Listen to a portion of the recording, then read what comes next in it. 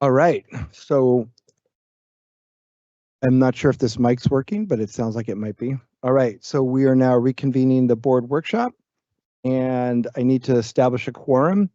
So let's see, we have Christy Knight, Here. David Vincent, Here. Bill Durney, Here. Ryan Williams, Present. and Bob Weller is here.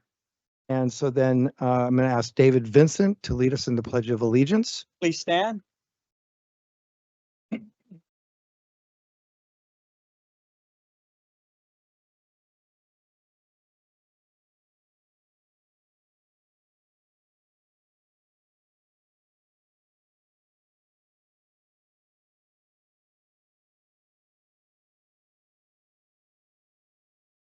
Means a lot more after Memorial Day, that's for sure.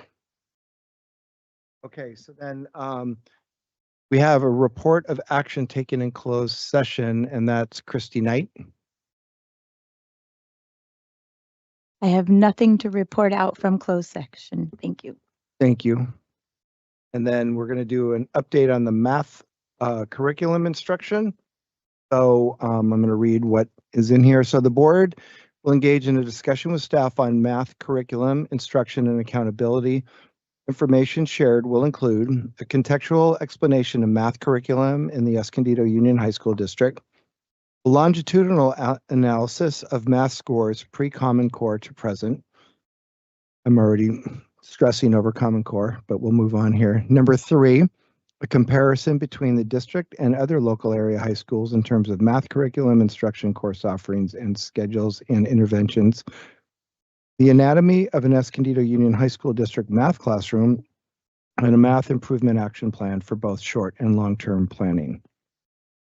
I do want to say that kind of part of the ground rules tonight is that there may be some really tough questions asked, guys, but it's about the system and it's not about the person that we're asking to.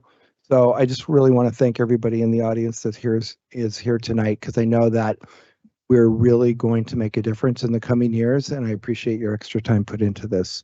With that said, Mr. Superintendent, who do I hand this over to? Dr. Casas, it's yours.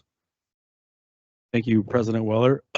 Just want to thank our Ed Services staff and the math teachers in the room for their assistance in putting together today's presentation. What you'll see is just exactly what was covered in the agenda topics. And just to not take more time, I'm going to pitch it over to our Director of Curriculum Instruction, Kelly Grigsby, our Math Content Specialist, Ray Farrell, and we have 2 of our math teachers present here today to help us with the presentation as well. We have Yoon Lutkin from San Pasqual High School, and we have Ms. Resendiz from Orange Glen High School here to help us with the presentation. So I'll pitch it over to them. I was told I have to really speak next to this thing. Hey, welcome, and thank you so much for this opportunity to brag about our math program, talk about our math EUHSD, and all the things we are doing and are planning to do in the future to improve our mathematical success of our students. Obviously, I'm very passionate about math. I'm the math content specialist. A little bit of background about me. I started in this district 25 years ago, working at San Pasqual High School, and was at Del Lago Academy for 10 years, and then came to this position about 4 years ago. So first of all, where's okay, do I just pick one? Okay, here we go. So we're going to start off with just a nod to our mission and vision, which is obviously very important to us in the district. I want you to notice that math is all over the place in here. We want students that are graduate prepared for college, career, and life through excellence in learning. And that's first and foremost in all our minds as the math departments keep students at the center of our plans for improvement. So that's our mission. In our vision, we look at our vision, it brings to mind everything we hope to see in our math classrooms. We hope to see students collaborating, effectively communicating their ideas, solving problems in a resourceful manner, and being curious and critical thinkers that lead with empathy to improve the community in which they live. So that's our math classrooms to a T. So tonight, Dr. Casas already kind of introduced us, but again, I'm Renee Farrell. I'm the math content specialist for the district. With me is my illustrious colleague, Ms. Kelly Grigsby, who's the Director of Curriculum and Professional Learning. And we also have Yoon Lutkin, who is the Sampasqual High School instructional coach for math and a math teacher, and Griselda Resendiz, who's the Orange Glen instructional coach for math and a math teacher. So I want to thank you guys for this opportunity, and I want to thank them for sure for being here.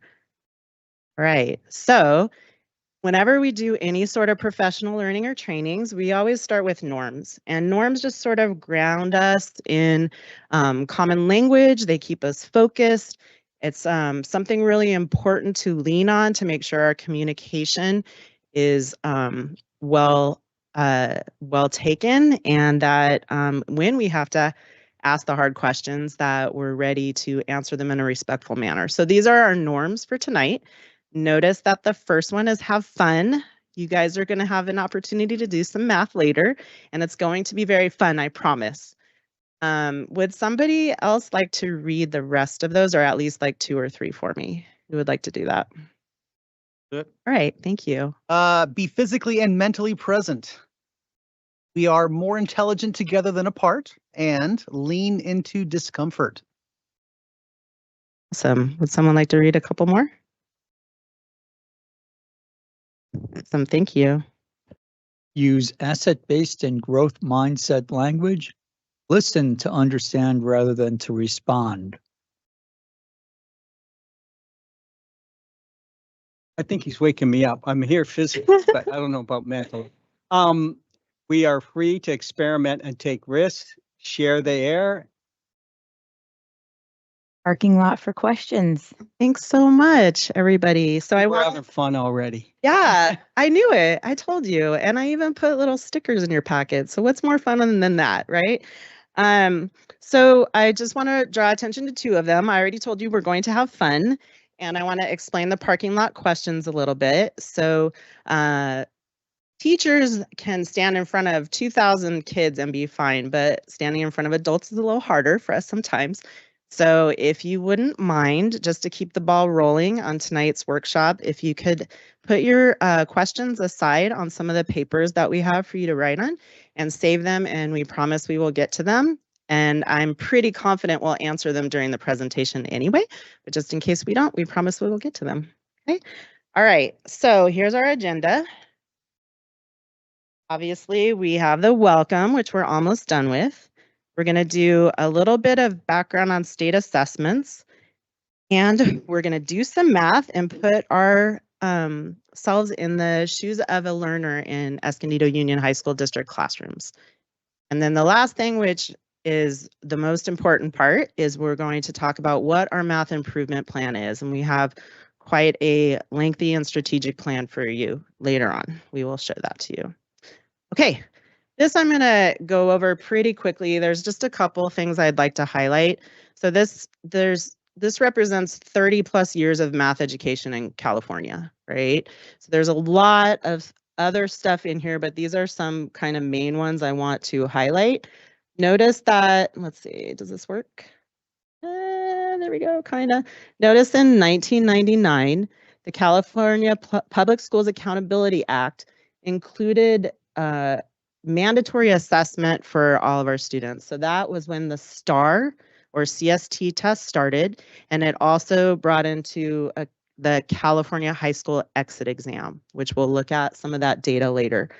And then in 2013 is when the Common Core state standards were adopted and modified, and that later ran into us having the CASP, which is our current, here it is over here, current mode of assessment in our district. So you guys can take a look at that stuff at more length later. I'm gonna shoot it over to my colleague, Ms. Grigsby, for a little bit. Thank you. Good evening. I'm going to have 3 quick slides to sort of put in context these 3 different state testing eras. For 15 years, California administered the STAR, the Standardized Testing and Reporting CST exams. This tested students in grades 2 through 11 in multiple subject areas, not just math. Overlapping with the STAR system and specific to high school was the California High School Exit Exam, or the CASE. And today, California uses the CASP, the California Assessment of Student Performance and Progress, administered annually in grades 3 through 8, and then only once in high school at grade 11, which is this slide alone proof that education just loves acronyms. This slide will prove it. I want to highlight a few important points here that make comparing data from testing era to testing era challenging for schools. Under the STAR system, high school students were assessed at multiple grade levels. The exams were course specific, and students were assessed on the standards of the course they were currently enrolled in. For instance, if you were taking algebra, you took the algebra test, regardless of grade level. Importantly, teachers had access to prior year's assessment data for individual students. This allowed us to analyze cohort performance over time. For example, we could track the same group of kids from 9th grade, track their performance with us at 10th grade, and then again with us at 11th grade. You'll notice there was some overlap of the STAR and the CASE exams. Unlike the STAR, CASE was a one-time test taken for the first time in 10th grade. It assessed ELA standards up to grade 10 and math standards only through grade 7 and Algebra 1. In 2013, we moved to our current testing system in California, the CASP. Students in grades 3 through 8 and grade 11 take these exams. The grade 11 exam tests standards from grades 9 through 11, so it's far more rigorous than the CASE exam. It's an untimed test, but the math section alone is estimated to take our students 5 to 6 hours. So it's a lengthy and rigorous exam. The three assessments represented very different testing experiences for our students. The STAR CST was a traditional paper and pencil exam. Students would call that old school, where students filled in bubbles on Scantron sheets. Results were reported across 5 achievement bands that you can see listed here. In contrast, the CASE was a pass-fail exam. First administered in the spring of a student's 10th grade year, students had additional opportunities to take and pass that test before they graduated so they could earn a California diploma. This assessment focused only on English language arts and math. Importantly, of the 3 assessments that you see here, the CASE was the only one of the 3 exams that carried individual student accountability for test results. In other words, students who did not pass the ELA portion and the math portion, which remember maxed out at 7th grade in Algebra 1, did not earn a high school diploma. The CASP exam represents a dramatic shift in the testing experience for our students. First and foremost, the exam is taken entirely online. The math CASP is made up of 2 parts, the CAT and the PT, which Renee will walk us through in a moment. The CAT is computer adaptive or a SMART test. This means the test adjusts the difficulty of questions in real time based on how students respond to each question. The math questions themselves vary widely in format, including multiple choice with more than one answer, checkboxes, tables, short response, drag and drop, filling in a table, graphing, answering a question, and then having to justify your answer. The second part of the math CASP is the performance task. This section requires students to apply their math knowledge to multi-step problems, often set in real-world contexts, demonstrating deeper understanding, critical thinking, and problem-solving skills. This part of the test, in particular, emphasizes not just memorization of facts, but a student's ability to understand mathematical concepts, apply them in different situations, and reason logically. Student scores on the CASP are reported in 4 achievement bands, which help us understand where students are performing relative to grade level standards. Renee, Yoon, and Griselda are going to lead the next portion of the workshop with a brief look at both parts of the math CASP and a peek into our EUHSD math classroom experience. Then I'll be back to walk in detail through the 8 steps of our math improvement plan.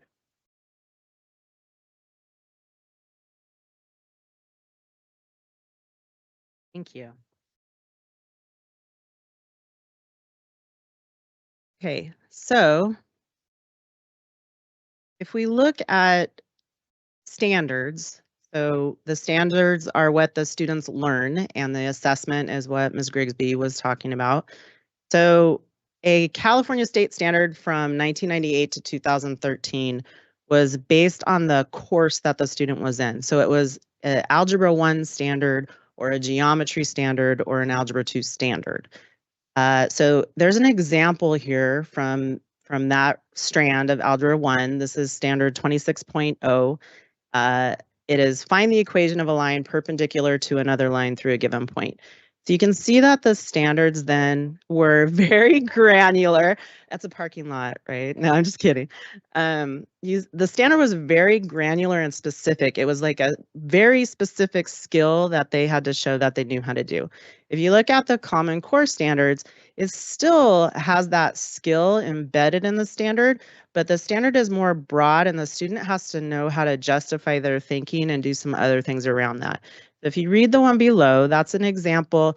Now, when I say geometry here for Common Core standards, that's not a course, that's a strand. So we'll get into that later, but the Common Core standards are in 6 strands: algebra, functions, geometry, statistics and probability, and number and quantity. Might have forgotten one, but I'll get to that. So this is not a geometry class, this is a geometry strand standard. Got a twister there. Okay, so prove the slope criteria for parallel and perpendicular lines and use them to solve geometric problems. Find the equation of a line parallel or perpendicular to a given line that passes through a given point.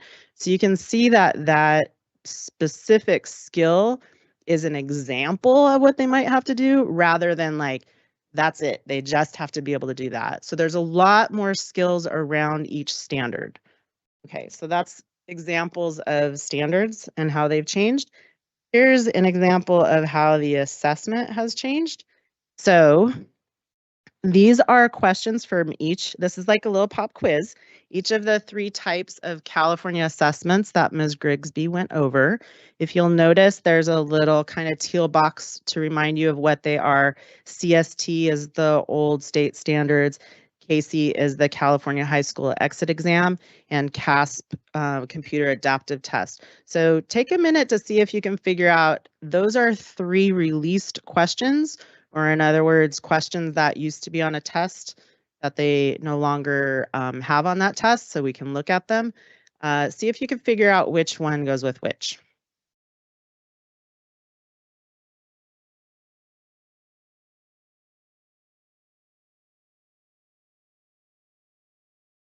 Okay, I'm getting a thumbs up, so I think we had enough time. So hopefully you figured out this is what each test question goes with as far as its test. So the first one you'll see is from the STAR, the old CST math test. It's very specific, it's very procedural, it's very skill-based, it's multiple choice only.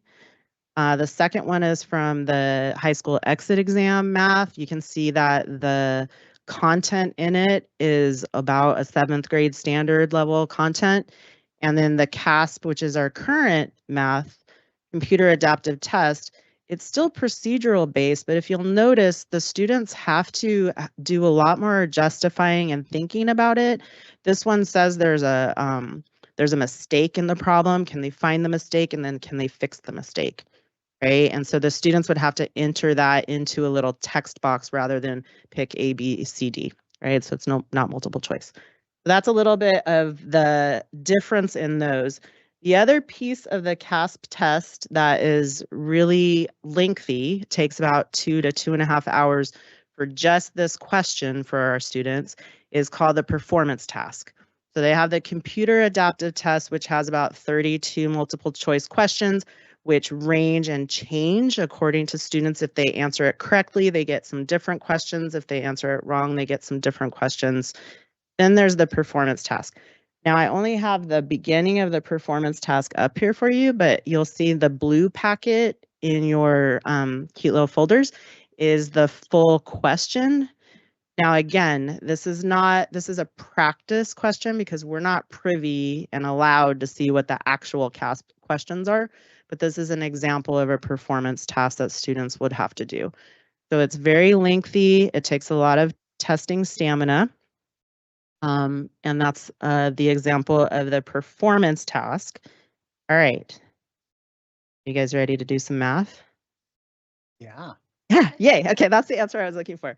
All right, so I'm going to introduce my friend Yoon Lutgen, and she's going to walk you through a little bit of doing some graphing. Good evening. Thank you for having me.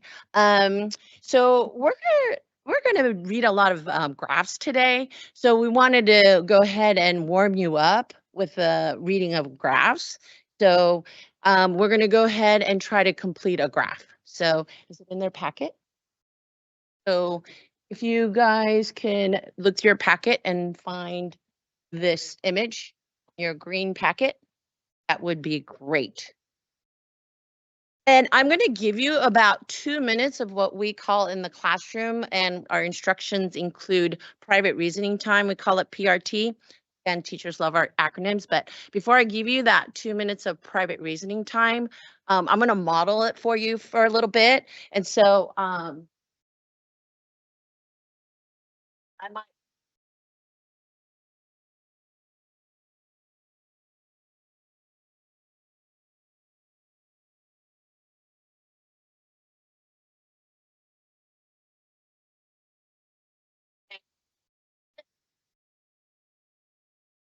On the y-axis classroom. Oh, I didn't go.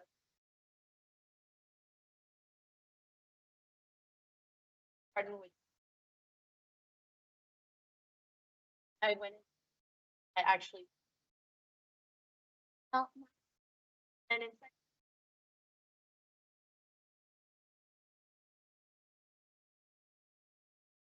and when I third grade, something I'd have to.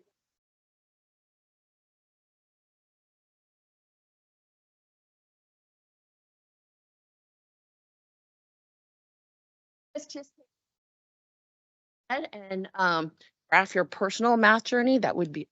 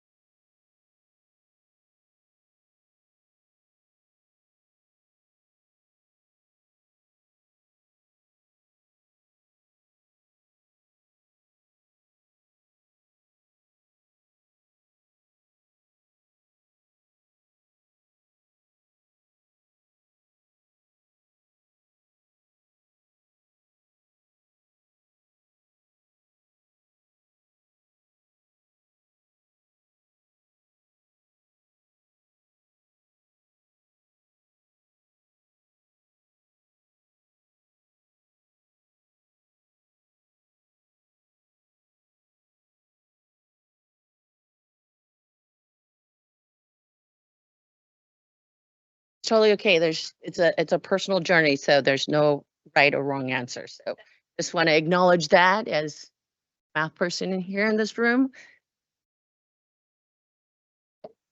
Oh, I'm sorry. Yeah. I guess not. Great. It looks like everybody's got their pencil down. So what I'd like to do is invite you, if you choose, to stand up and find a partner, maybe across the table from you, to go ahead and take your graph with you and then share maybe one of your journey. And so a significant portion of that would be great. So just take a couple minutes to stand up and go share and graph.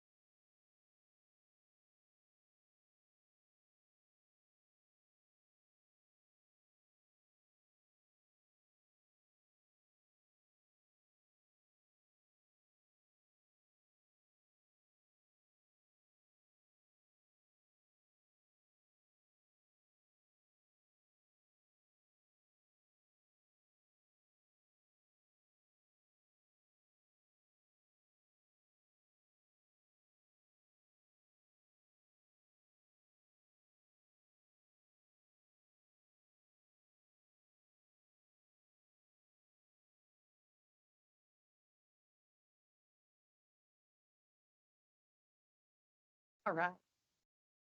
About another 15, 20 seconds to wrap up your conversations.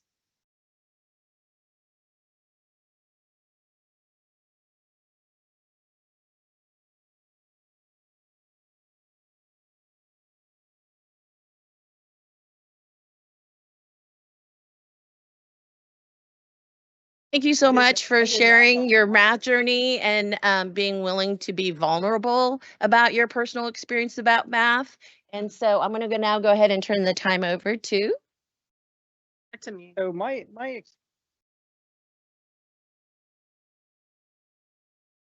Yes. An advocate. Yes. So we know.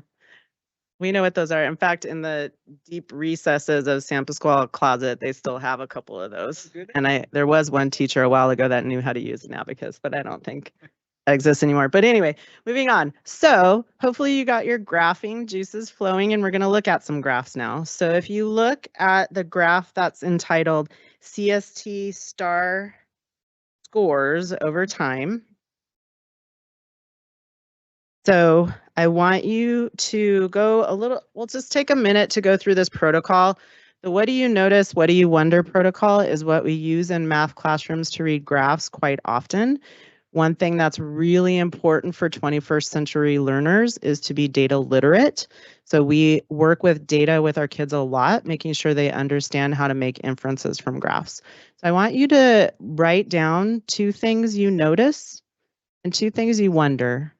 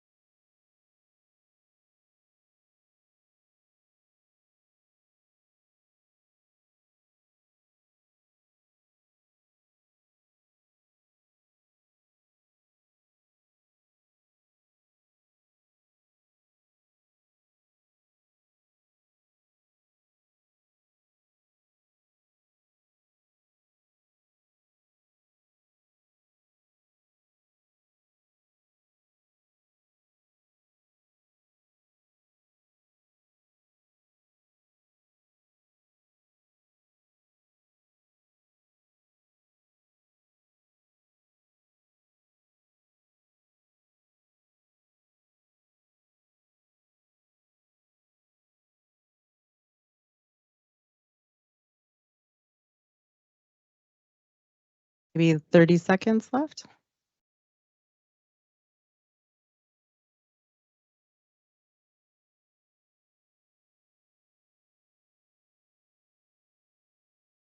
Okay, is there anyone that feels comfortable sharing something they noticed about this graph? Be anything. What you got? That's great. That's a great noticing. Thank you. Yeah, I wondered that myself as well. I'm more wondering what happened in 2000. Okay, that's a good wondering. What else? The other one, in the mid range, 80. Extrapolate between that, it's pretty consistent. Between 2000. Oh no, stay on this one. I'm on the other. Oh man, Okay, so you noticed on the wrong graphs. Just kidding. this one here, like I said, it started fine Hmm. and it peaked and Excellent. Yes, sir.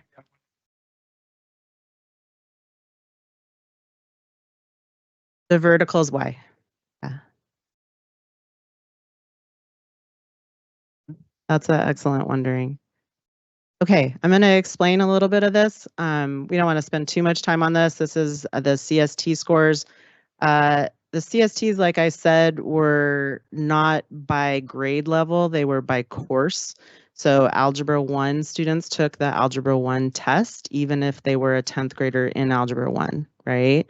However, 11th graders that were in Algebra 2 or higher, so basically an 11th grader that's in the grade level class that they should be in if they've been along with their peers the whole time, They took something called the high school summative test. So it was algebra 2 or higher. So if I'm in algebra 2 or pre-calc or AP calculus as a junior, I take the high school summative test. So these are scores from the high school summative test, and that's the percent proficiency rate on the y-axis there. So that is answering your question. So if you look at 2004, about 13% of our 11th graders who were in their correct grade level or above passed the CST. Okay, so and you'll notice that No, we you won't start hovered. bringing up questions, but I do have a question about that.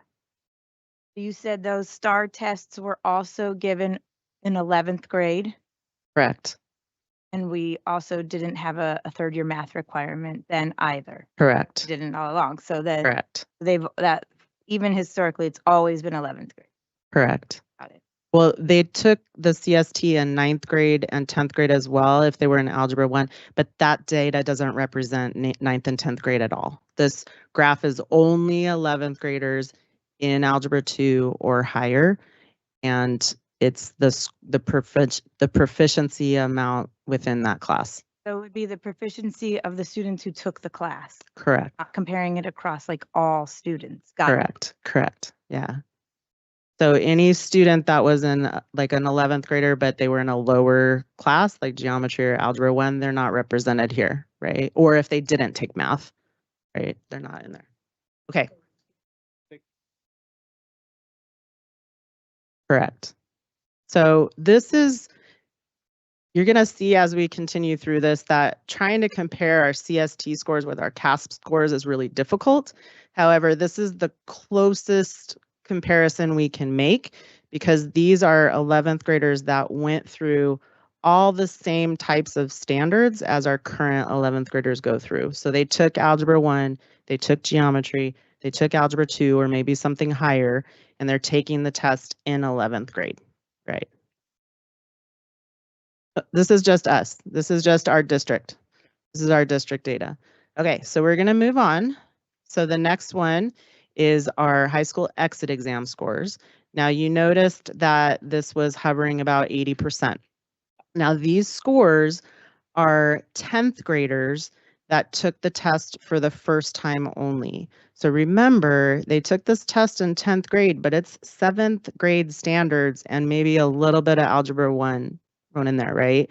So this was a test that we said, even if you get your credits in all your math classes that you're supposed to, if you can't pass this test, you can't graduate in the state of California, okay? So that was in effect for a while. And notice that we hover about 80%. That means 20% of our 10th graders didn't pass this test the first time, right? So then we had them take it again. Some kids took it quite a few times. We put some interventions in place, et cetera. Okay, so that's what this data is. Yes, they had to or they couldn't graduate, right? Okay, yeah. All right, so moving on, this is our most current data. So this is our CASP scores over time. Obviously, we don't have data for 2020 and 2021. I want you to take a moment to do some noticing and wondering on this data as well. And the y-axis, notice, is our proficiency rate for 11th grade.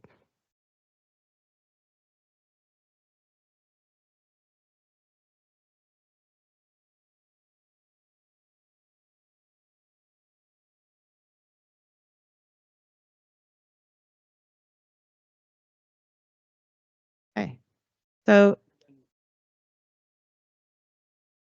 Why don't you have any? So in COVID, in 2020, they did not test. In 2021, testing was optional, and we only tested about 30% of our kids. So that data is not valid. What I hope you notice is which way are we trending now? We're trending up now, right? And that's what we're hoping for. So we're going to talk again about our game plan later. Some of the things we've already put in place. David, okay, Okay. I love your questions, I promise you. And I want you to go at this. So maybe a question would be, because you guys set these norms where we're not supposed to ask questions right now, How far into this are we waiting till all our questions at the very end? Because I know you said that, but I don't think that's going to satisfy some of the people on the board. So I need some help here on solving this. Okay, so let's say I'll take a question on this right now, but if there's something else that comes up, maybe you could parking lot it. What's your question on the data? Let's ask. Mm. It's not abnormal. Okay,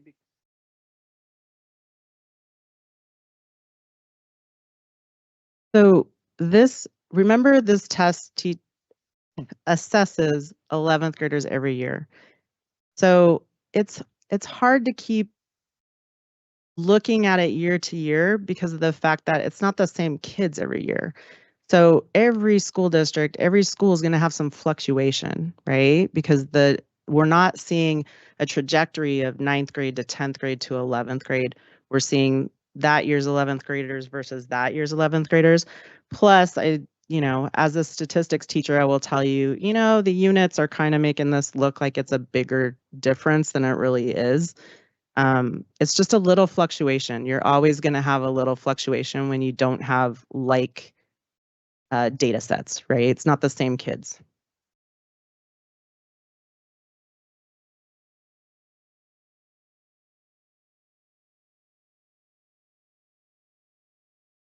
I mean, that's a fact, right? I just talked to the elementary school district the other day, and she flat out told me, we know we're giving you kids 3 and 4 years behind grade level.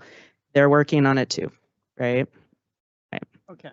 So that's a good question. All right, no more questions. Okay, here we go. All right, this one you do not have in your packet. I'm about to pass it out to you.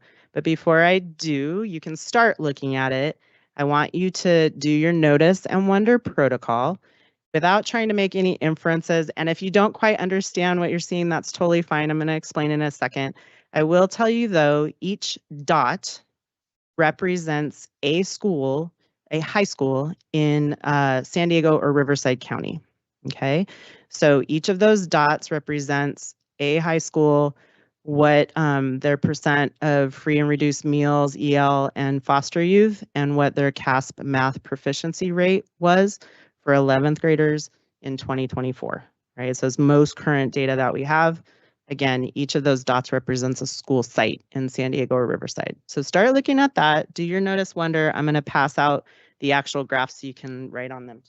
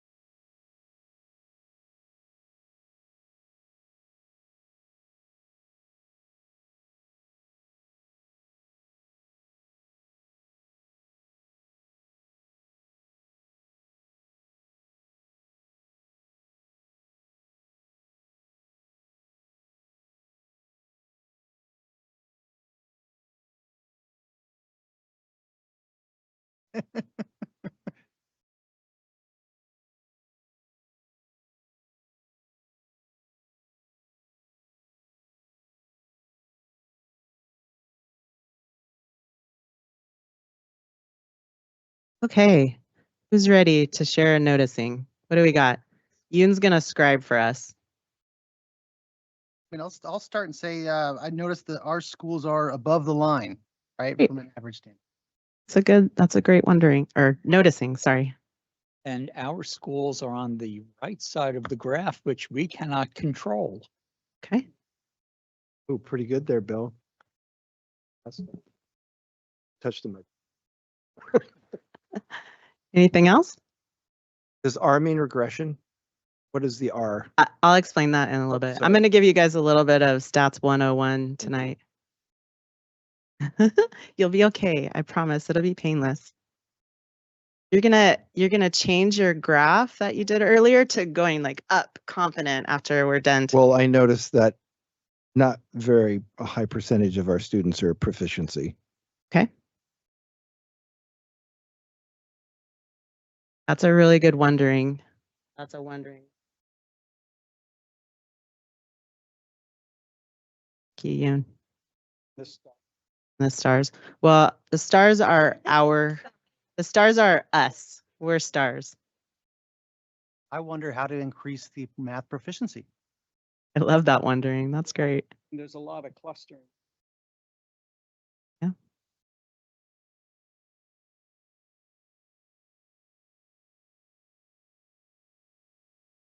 Okay. So, are you ready for stats 101? Awesome. Okay, so what an R value is a mode of understanding how correlated two variables are. Okay, if the R value is 0, your dots are all spread out and there's no correlation whatsoever. Okay, so something that is just like chicken pox all over your graph, all spread out, R value equals 0. If your R value is equal to 1, all of your dots are perfectly on a straight line and are perfectly correlated. Okay, so anything above 0.9, and ignore the negative sign for a second, I'll explain that, but anything above 0.9 is a very strong correlation. Okay, so it's very strongly correlated if it's 0.9 or above. Now the negative just shows direction, sorry. So the negative direction is as the x-axis goes up, the y-axis is going down. All right, so I'll let you guys look at that again. Think more about that as I hand out something that's going to answer Ms. Knight's question.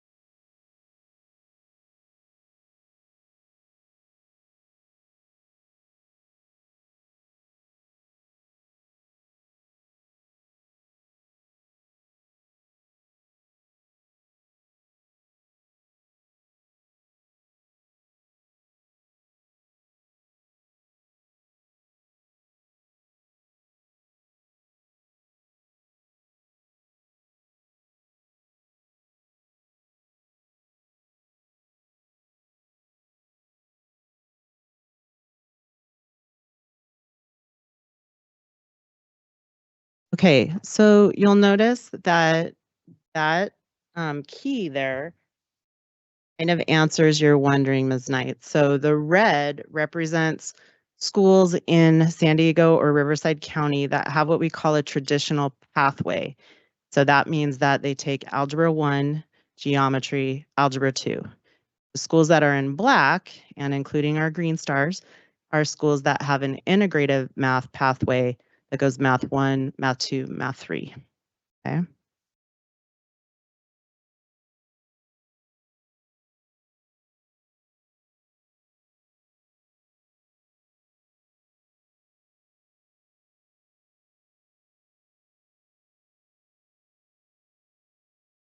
So we're writing down our wonders and notice now. No, I just wanted to give you a little bit of, like Ms. Lutkin said, private reasoning time to look now that you have all the information, right? Your definition of the R factor was very helpful, so thank you. Okay. That was very clearly explained. Can I state a wonder? Absolutely. Is my wonder is the CASP score or the CASP test align more closely with integrated pathway anyway? So naturally would people who are on the traditional pathway do more poorly on anyway. So, Yep. so you are wondering something that teachers would be excited to hear because you're wondering the right thing. So if you look at the red dots, where do you notice they fall in regards to the line below? Okay, so any schools that, so let me a little bit, I'm supposed to take the mic with me. Yeah. Correct? Yes. Okay.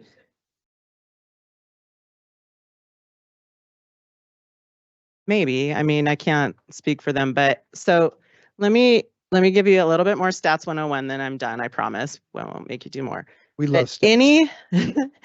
any school that lies directly on the line, basically that means for their rate, their free and reduced, et cetera, rate, they are performing exactly as predicted by this model.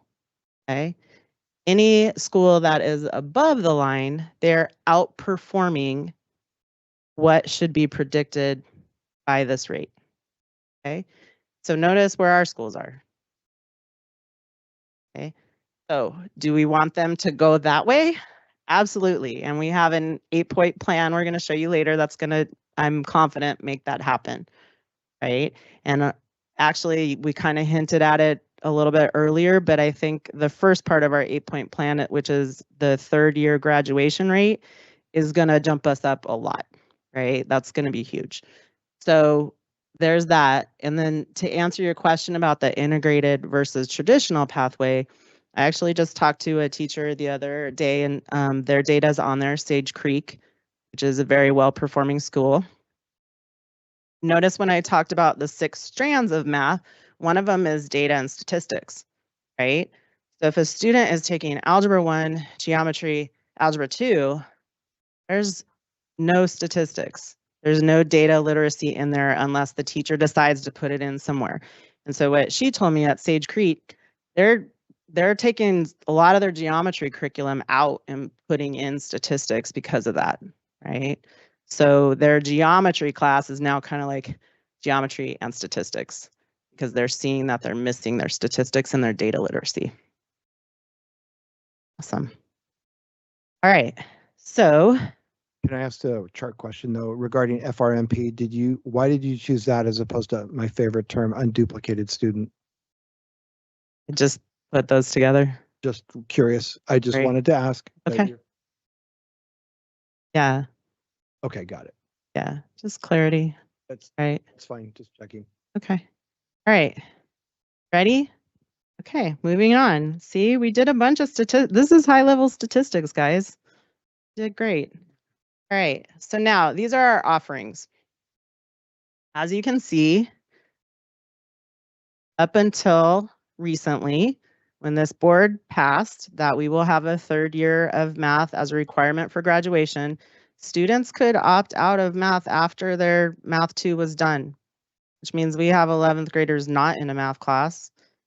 And we have 11th graders that could be doing really well in a math class, just opting out of it. I'll take it later, I'll go to Palomar or whatever. So these are our current offerings. We can see that our current 9th graders will be required to take Math 3 and beyond. And then you can see down below for 12th grade, we have a whole lot of things to offer. Personal finance is new. We're offering that. Data science, one of my favorites, is newish. And I think your student board member was in that class and loved it. She did a great job. So we're excited about our course offerings. In addition, you're going to see this in our improvement plan later, but we have some more opportunities for acceleration than we have had in the past. So this summer, we're going to have 2 full sections of Math 1 for students interested in taking Math 1 in the summer. So those students will be able to start 9th grade in Math 2, and that just opens up a world of options for them. And something I'm very excited about, we haven't had an AP Calc BC class in this district in a long time. So that'll open up a possibility for us to maybe have that class again if we have enough students for it. So AP Calc AB is the first level of calculus and BC is the second level of calculus. So they both have AP exams. It's equivalent to like Calc 1 in college is AP Calc AB and Calc 2 in college is AP Calc BC. Yes, sir.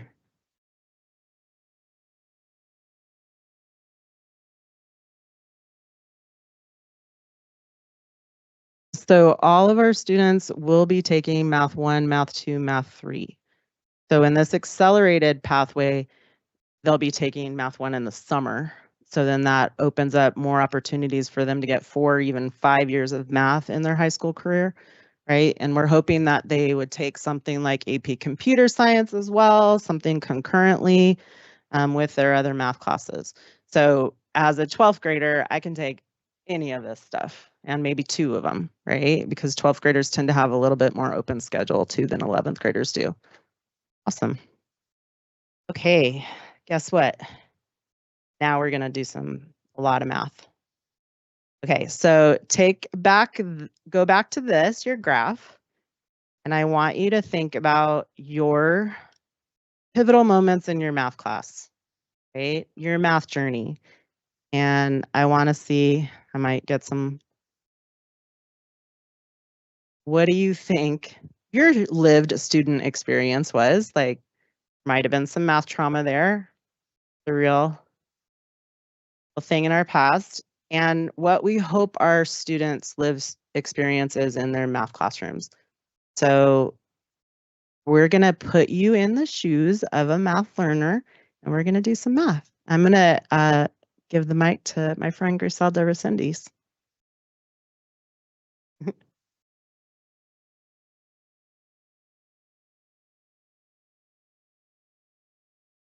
I guess I can hold. All right. Hey, y'all. So my name is Griselda Resendiz again, and I teach at Orange Glen High School. Been there for 11 years now. So just in case y'all want to know a little bit more about me. So for today, we are going to be touching on sense making and growth mindset. Just quick show of hands. How many have seen these posters before? Okay. All right, so for some of y'all that don't know, these are the STEM habits of mind. So science teachers and math teachers got together, or so says everybody got together, and we pretty much saw some crossover in the things that we do. And so the 6 posters you see over there are the big areas that we all try to emphasize in our classrooms, that these are the habits of mind that we want students to be kind of thinking about, touching on, having metacognition throughout their throughout the lessons, that, you know, they are all STEM people. So the ones I'm going to ask you all to kind of take in today are sense making and growth mindset. And just keep in mind that we may not be good at all of the items that make up these 2 habits, but it's okay, because combine our talents together to get through the math and make some sense and have a growth mindset about the math we're going to do today. All right. Forward. Did it. All right. So before we get started, and I'm a mover, y'all. Okay. So to get us in the mindset for today, just really quick, what do you think the California jackpot for the Mega Millions is currently at right now? You think it's 154 million, 175 million, 250 million? You think it's Well, the A? statistical probability of us winning it doesn't really make for me to look at the numbers, but I'll go with 275 million. All right. So how many think it's A? Not one of my choices. All right. B? C? All right. It's at A right now. Yeah. Yeah. So really quick, turn to your neighbor for like 30 seconds, quick chit chat. What would you do right now if you won the lottery, if you had picked those lottery numbers? So really quick, turn to your partner. What would you do?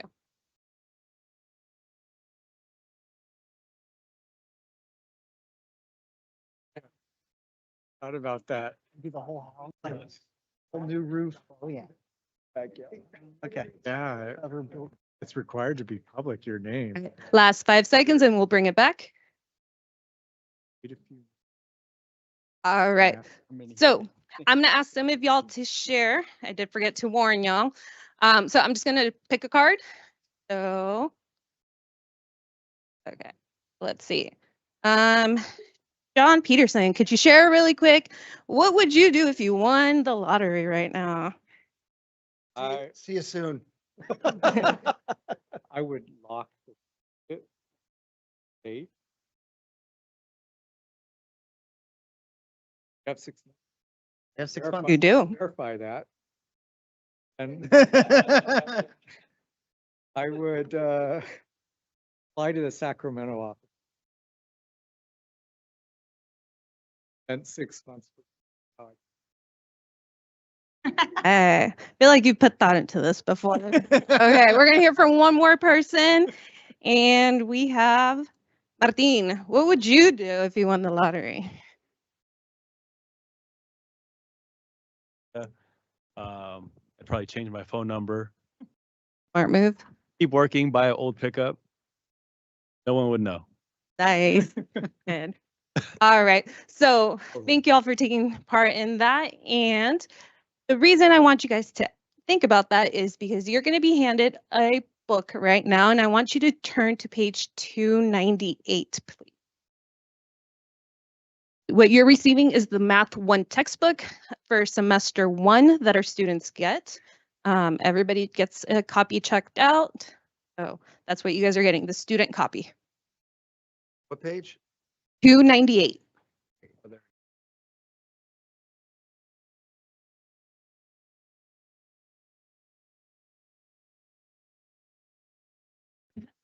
Okay, we got copies.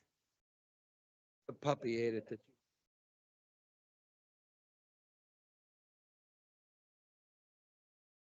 All right, and I'm going to draw cards for our first reader. So our first reader is going to be Courtney. So Courtney, if you could please read the first paragraph on compound interest, please. Every now and then you may hear about somebody winning a big payoff in a state lottery. The winnings can be 1, 2, 5, or even $100 million. Big money wins are usually paid off in annual installments for about 20 years. But some smaller prizes are paid at once. How would you react if this news report were actually about you? Thank you. Next reader is going to be Christy. Big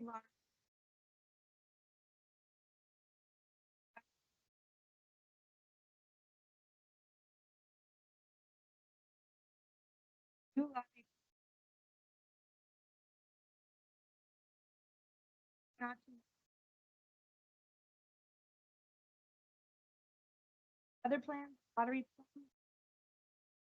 $20,000. Oh, it's Social Security. All right, thank you for reading. Okay, so with the person sitting next to you, you guys are going to be working on questions 1A and 1B. So I'm going to give you about 1 minute to private think time. Just read through the questions 1A, B. That's all you're going to do for right now. All right, so take one quick minute, just read question 1A, B.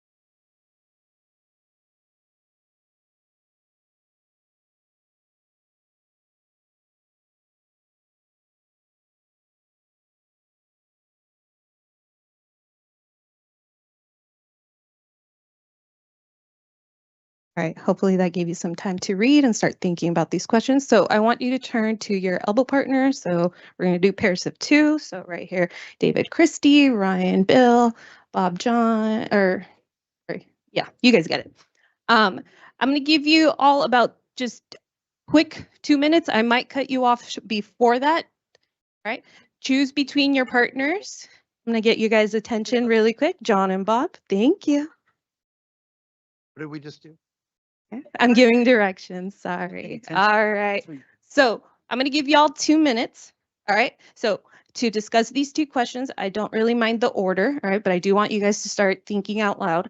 I'm going to have partner A and partner B. So if you're on the right, you're partner A. If you're on the left, you're partner B. So partner B, you're actually going to go first. Who's right? Whoever's on closest to that. Take A and B. It's okay. Y'all are adults. All right. So really quick, 2 minutes, share.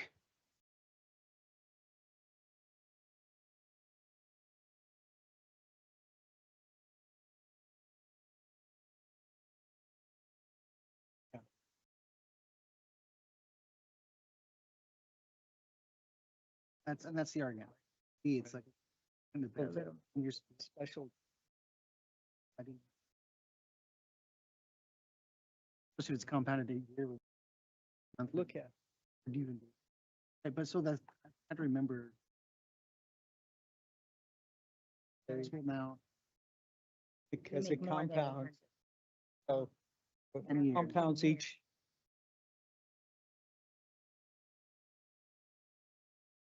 Times the T. Yeah, they haven't. I don't remember. That's your analogy. All right, we're going to do 10 more seconds. Seems like conversations are going elsewhere. Yeah. Michigan's pretty wishy-washy. Yeah. So, sorry, but. All right. Thank you for sharing with your elbow partner. So what we're going to do right now is we're going to break up into groups. So before I tell you a little bit more about the math, here's how we're going to break up. I'm going to count off into 1, 2, 3. All right. Group 1, you're going to go to this whiteboard that Renee has. Okay. Group 2, you're going to go into the back whiteboard. And then group 3 is going to go to the whiteboard that Linda has. Okay. So again, 1, 2, 3. You guys are going to receive a task card in the next couple of moments handed by Yoon. Okay. You display that. Okay. And the goal is for in your team on the whiteboard to do all your rough draft thinking. So this is where you can erase, you can scratch, you can restart, you can put all your thoughts of what you're thinking for this problem on the whiteboard. All right. The task card is here to guide you through like what to do. We've provided a table to help you start organizing your thoughts. And you guys are going to get about 5 minutes to do the task card in your groups. We're going to check in at the end of 5 minutes, but you're not expected to complete in 5 minutes. Okay, so before I make, or you guys read it, is there any questions about what we're doing? I know we haven't divided into groups, but do we know what we're doing right now? Check in with your elbow partner really quick. Ask him, do you know what we're doing? Because I don't know. Maybe I'm lost. What do you think we're doing? So check in really quick. We're deciding between A and B, is that? I understand. I understand it. Good, thank you. Good questions, good clarifying questions. Okay, so yes, ultimately, we want you to come up with a mathematical justification of which option would you choose. Would you straight up 10,000 or would you do the given the visit and bring my glasses out of all day, I thought it was- 20,000 in 10 years? Okay. Okay. What do you think? Are we ready to count off in groups? Okay, cool. All right, so we're going to count off. So you're going to be group 1, 2, 3, 1, 2, 3, 1, 2, 3. All right, and how long are we going to have to work on the whiteboards? 10 minutes. Okay, so whether you have a wonderful mathematical justification or not, you will be asked to share out your results. Okay, or whatever you decide. So whether it's partial, so far, here's what we got, or like we're solid, we're going with option B because of this reason, right? But you have to be able to share out what you are saying. Okay.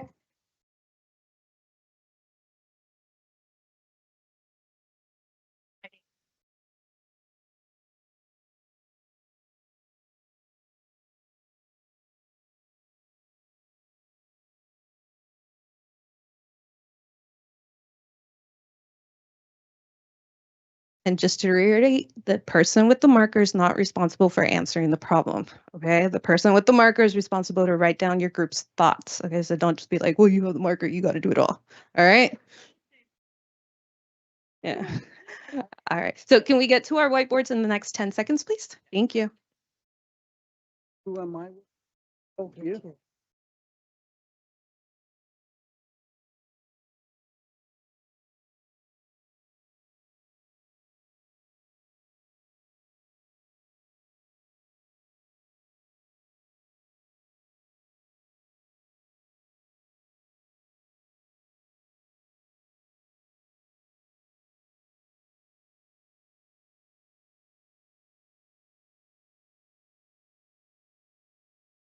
All right. We got few more people we're waiting on. And then I'm going to start the timer right now. If anybody's wondering how much time you have left, the red timer is up at the front. All right. And here we go. 5 minutes starts now.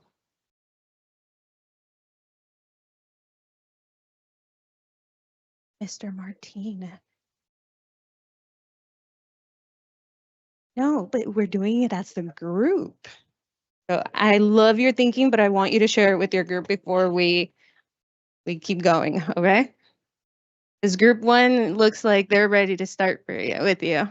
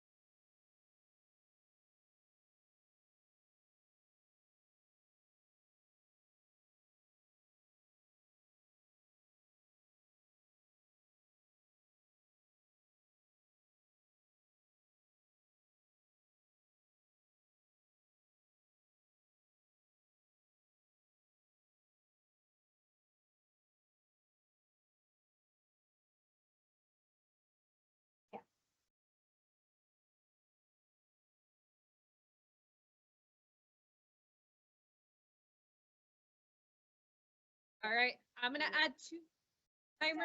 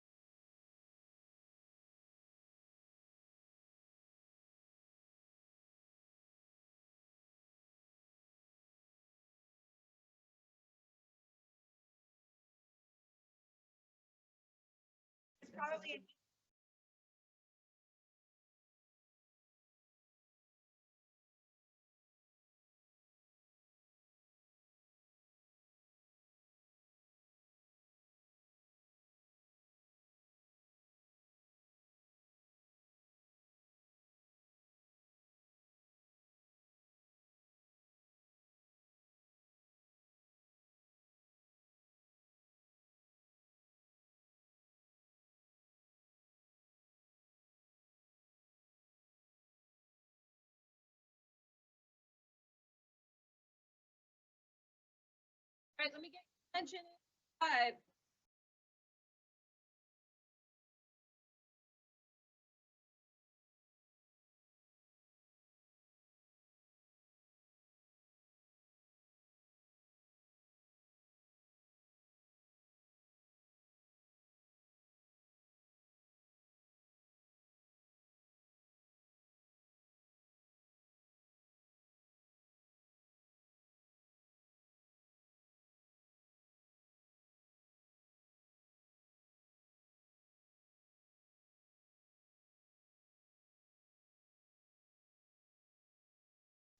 Already gave. I'm sorry, is it okay if I just say, group 2? Thank you. Group 2 heads up. I'd be calling on them. So if you mind, sharing what you guys thought about, 1.08, the conversation?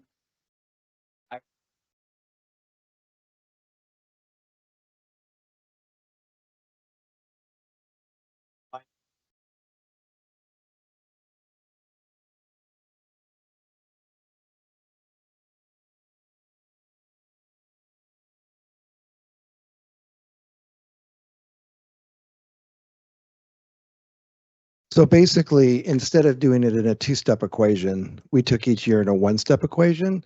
So I consider, sorry for standing in front of you, David, I don't mean to do that. I consider this as 1 or 100%.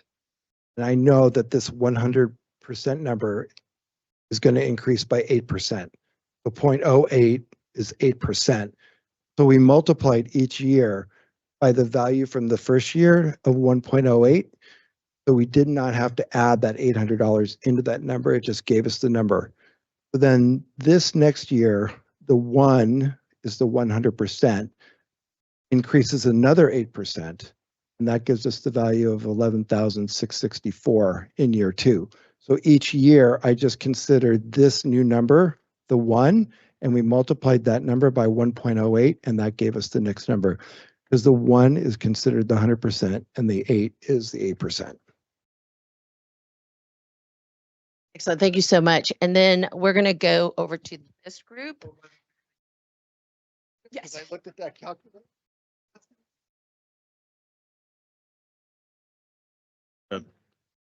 Yeah, I'm gonna go to Christine Knight. By the way, I think we finished first, but it's not a race. It's not a race. he had all the answers at the beginning and then, yeah, he already had all the answers, but then I had to help explain how we got there. And I do the two-step process. So I did it times 0.08 and then adding it to, but then I was asked to write it in a sentence form. So it's, you know, the 10,800 times 0.08 plus that again. But I liked the 1.08 and I didn't understand how he figured that out. So thank you for explaining that. So. Ah, Then, and then I heard, I still don't really understand that where 1.8 came from. So I'm just wondering on like a level of understanding, like a 5 for being able to teach it to someone and 1 being, I'm still really lost with 1.08. Where are you guys? Whew. Oh my gosh.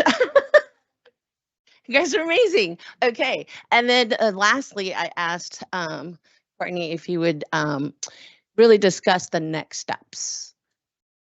I was wondering how we could just instantaneously determine how much money we would have at year 25 without going this amount times 1.08, that amount times 1.0, but rather just say, knowing this, what is it at year 25? I feel like there's got to be some way to do that.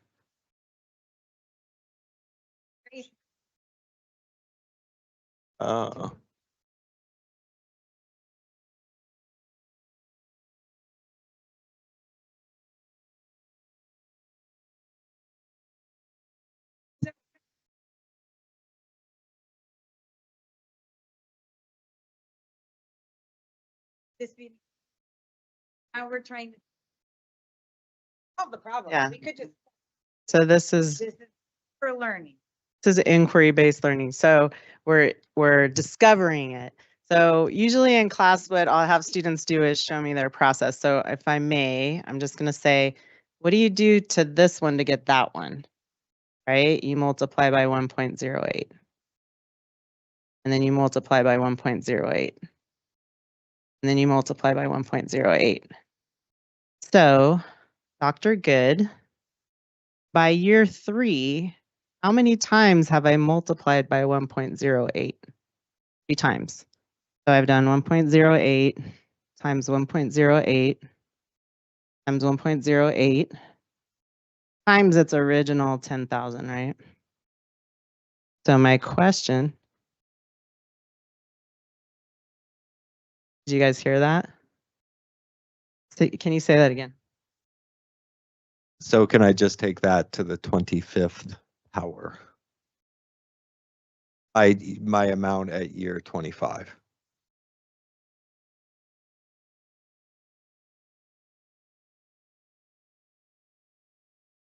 I said 25, but yeah, same.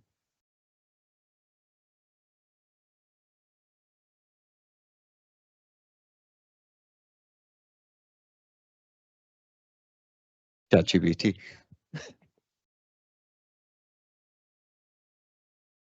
So, okay, now what you say something. Well, so well, it's very interesting too, right? Because in my mind, like it's this whole classic parent who understands traditional math and is trying to understand Common Core. Like for me, it's like, okay, just put the formula up there. I don't need the whole dialogue behind it. Just this is the formula, you do it, you're done.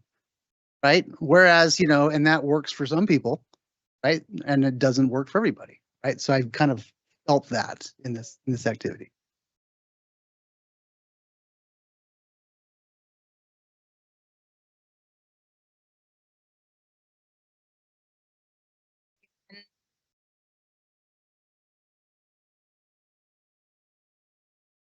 Teach that. This is when I quit math, right? Yeah, This go ahead. would be. Yeah, go ahead. No, I'm going to go off script a little bit in just a moment after Dr. Good. So I think what Dr. Farrell was showing us is that each time I'm doing this, so I times the original amount times 1.08, that gave me it here.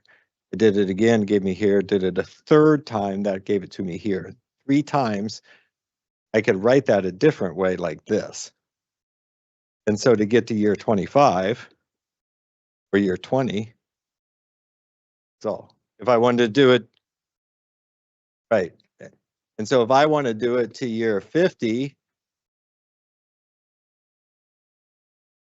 Yeah. Because that's,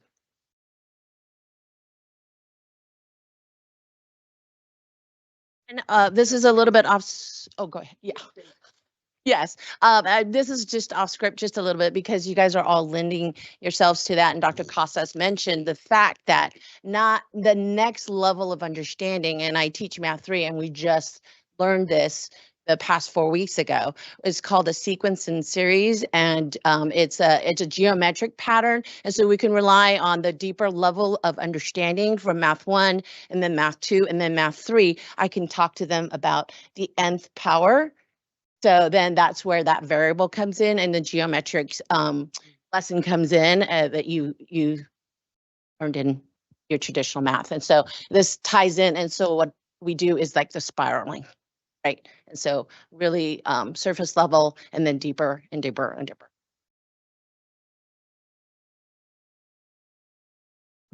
Thank you so much. Oh, TI-80. Okay, You know, play Snake. so, thank you very much for participating in that. And I loved your comments, Mr. Williams. So basically, I think what we're trying to show here is we want students to be able to develop an understanding before the formula comes, right? So it's not that we don't want efficiency and we don't want them to use that formula, but if they don't have some understanding of where it comes from, that formula is in one ear and out the other, and they're never going to know when to bring it out, when to use it. Whereas our students can go back and think about like, well, how did that formula develop? Oh yeah, I can remake that formula. So here's just an example of, we're not going to actually do much with this. I just wanted to show you. So, teaching is a process. So if this were like a block period, basically we'd do some inquiry like this, and we'd have some conversations, and we'd develop understandings around where that formula came from. And then maybe we would take some notes. We'd make what we call an anchor chart, which is basically just one of these kind of poster papers with that formula. We talk about how that formula is used, and we do some extra practice problems. So this is just kind of like showing you what students would write down in their notebooks. All of our students have spiral notebooks that they're given. It's the same thing. Sorry. So they keep. I just had a couple comments. Well, yeah, they keep a math journal, and they keep these notes in there that they can refer back to later. Like a student like myself who've probably done really well in the old assessments and perhaps not so well on the new assessments, because I had this figured out within like 3 minutes, but I couldn't explain to them how. And part of the performance task is explain your reasoning. And I was having trouble even explaining it to my own group. I did have it right. I had it written down, right, Mr. Sendies? I showed proof early on that it had the exact function, but I couldn't explain it for the life of me. So that actually really helped me at the end.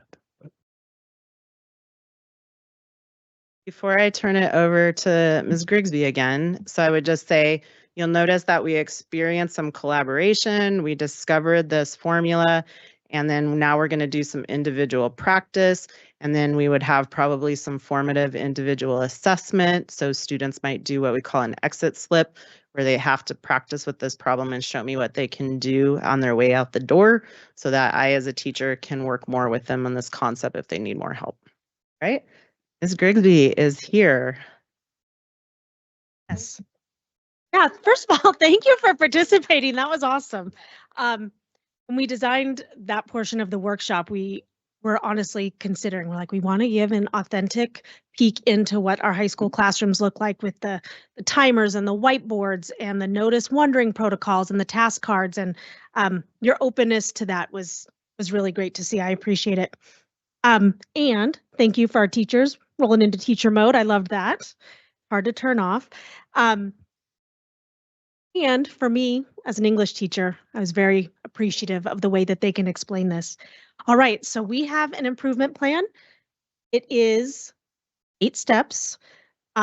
We are currently implementing some of these, and some of these are going to be new for the coming school year.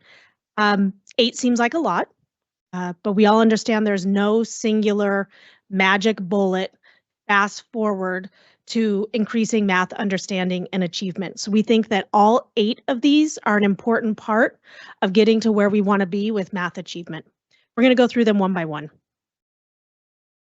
So this first one is the Change Idea 1, a shift to a 3-year math grad requirement. Last spring, this board took bold and strategic action by increasing our district math graduation requirement to 3 full years. This decision brings us into alignment with most districts across the state and the nation, and we anticipate it having a strong positive impact on student achievement. To put this into perspective, I think about it like training for a half marathon for years and then taking a 10-month break. Right? Finishing off my sophomore year, not taking math again until April, May when you're taking the CASP. So taking a 10-month break from working out and then being asked to race, to run.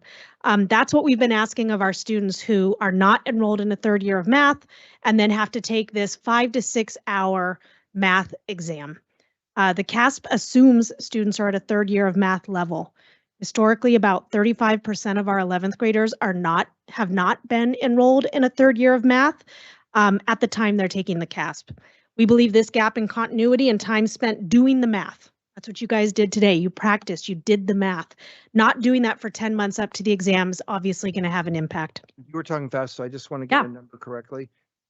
35% have not taken a 3rd year of math, Historically in our district, yes. but 65% has. Correct. Well, 65% have been enrolled in a 3rd year of math, yes. We fully expect to see measurable gains as a result of this policy change, particularly when our current freshmen, who will all complete 3 years of math, take the CASP in 2 years. In the meantime, it's important to note that we're already seeing movement in the right direction in our math scores. In fact, our internal data shows that when we isolate CASP scores down to only students actually enrolled in a 3rd year of math, we're actually near a 32% pass rate, to be above the state average, which is 27%. This is an encouraging data point for us because it really points to once a 3rd year of math is standard for us, we can expect gains. I'm sorry, can you repeat that stat Sure. again? Sure. If we take from last year's data, that's the most recent we have, right? Kids who took it spring of 24. If we isolate that down and just look at our results for the kids who were enrolled in a 3rd year of math, you with me? Yep. Then we're at about a 32% pass rate. State average is 27%. Everyone, regardless if they're in math or not. So that's why. Yeah, So no, when you yeah, isolate them, we're doing comparably well. Yes. But arguably, those are also the kids that are going to do better anyway, right? Because they're probably taking more technical classes anyway, so they're probably above average in terms of. Yes and no. There's a lot of kids that their junior year, even despite doing well, freshman and sophomore year, say, I don't want to take math anymore.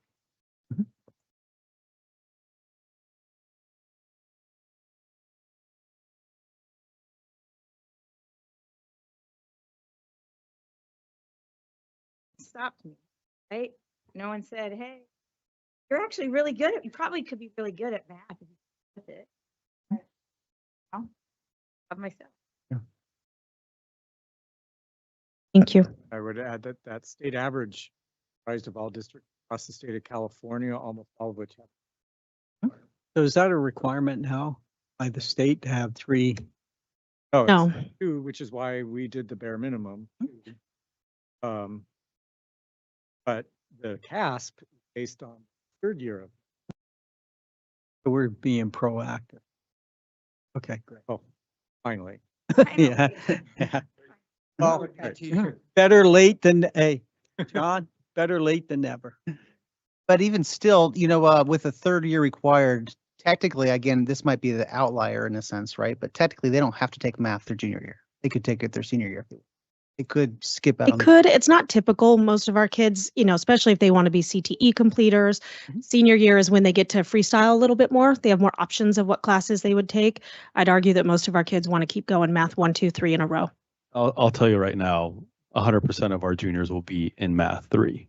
we will set up the 4-year course pathway with our counseling department so that it's set up that way. Yeah, they won't have an option. Yeah. Yeah. Sounds good. All right, number 2. Can I ask you a question? Sure. It's okay for kids that can comprehend the math, but kids that are struggling, will there be help for them? Yep, we're going to get to that in this Okay, 8. sorry. Couple different ways, actually. Yeah, no, it's a great question. I appreciate that you guys care, right? So I want to tell you about it. Change idea 2 is district-wide CAS practice in freshman, sophomore, and junior years. 2 years ago, our district began using Renaissance testing as part of our progress monitoring system. Since its implementation, we've shared mid-year data with the board as part of our LCAP goals progress presentations. What's been especially encouraging is that for the past 2 years, we've been able to predict district level improvement on the CASP with a high degree of accuracy using Renaissance data. Based on our current Renaissance results and student grades, we're anticipating another 2 to 3% improvement in CASP math scores this year. Of course, as with any data related to student achievement, it's important to acknowledge we cannot fully isolate all contributing factors. That said, one of the key benefits of Renaissance testing is that it gives students an opportunity to practice testing in a digital format that mirrors the CASP. Remember, I told you it's very complicated. It's not as easy as multiple choice. There's all kinds of different formats for the test questions. This gives them multiple opportunities to practice with their teachers. Okay, we'll go to change idea 3. This is targeted and timely Math 1 intervention with peer tutoring. Now, this initiative is already in place at San Pasqual High School. We're growing it next year. It's going to be at Orange Glen, EHS, and Del Lago. It's important to note this is not like a traditional homework club, drop-in kind of tutoring, peer tutoring that we have for all subjects and will continue to have. That will still exist. This is very specific to Math 1. This is data-driven support focused on specific areas of need. Our Math 1 teachers will use assessment data to identify which students require intervention and determine exactly what skills or concepts they need support with. This is a timely intervention intended to happen during and immediately after unit assessments, so students are able to gain competency and skills that will be built upon for the next unit. So this is really timely Math 1 intervention. So this is for 9th graders? Correct. And there will be a teacher teaching that, but there are student tutors. Correct. There'll be a teacher in the room and then paid trained peer tutors. Okay. And any TOSAs in there? I believe that teacher is technically designated as a TOSA. Okay, we'll take that up later. Okay. That's good. Yeah, I just. Sure. All right, change idea 4. So this slide highlights 2 support programs we offer to incoming 9th graders to set them up for success in our high school system. For several years now, we've offered a summer math academy designed specifically for incoming 9th graders who are identified by their middle schools as potentially needing support in high school math. This program provides early intervention to help students build foundational skills and confidence before they even step into a high school classroom. In addition, this summer will mark the 2nd year of our summer acceleration program. This opportunity allows students to complete a rigorous Math 1 course during an extended double session summer school schedule. Those who successfully complete that course will begin their 9th grade year in Math 2. If you remember, Renee showed us the grid, and you can show how you can accelerate and have options for additional math options. It's also worth noting we've long provided a testing option for 8th grade students who are interested in demonstrating Math 1 competency and moving straight to Math 2. Number 5, instructional learning walk feedback, our math coaches, instructional coaches, and teaching studios. One element of our professional learning program is instructional coaches providing job-embedded support for our teachers, helping them refine their practice and identify strategies and instructional moves that are effective with our students in our classrooms. We continue to grow our teaching studios that allow teachers to examine a problem of practice together, design a change idea, observe implementation in their colleagues' classrooms, and then debrief and analyze evidence to study its success. This year, we had 255 teachers participate in one of 67 studios.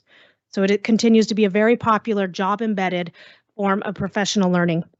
In addition, we've established a consistent practice of monthly math classroom walks at each school site.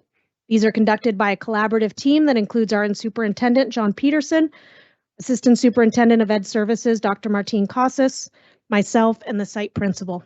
Together, we observe classroom instruction, reflect on trends, and craft feedback for teachers with the goal of supporting professional growth and improving student outcomes. So we're in classrooms, math classrooms specifically, every month. Is it possible for us to sit in on one of those? Thank you. Appreciate it. But you can't ask questions in the class, David. I promise I won't. Our teachers will keep you in line if you do. It's okay. They've got it. All right, change idea 6.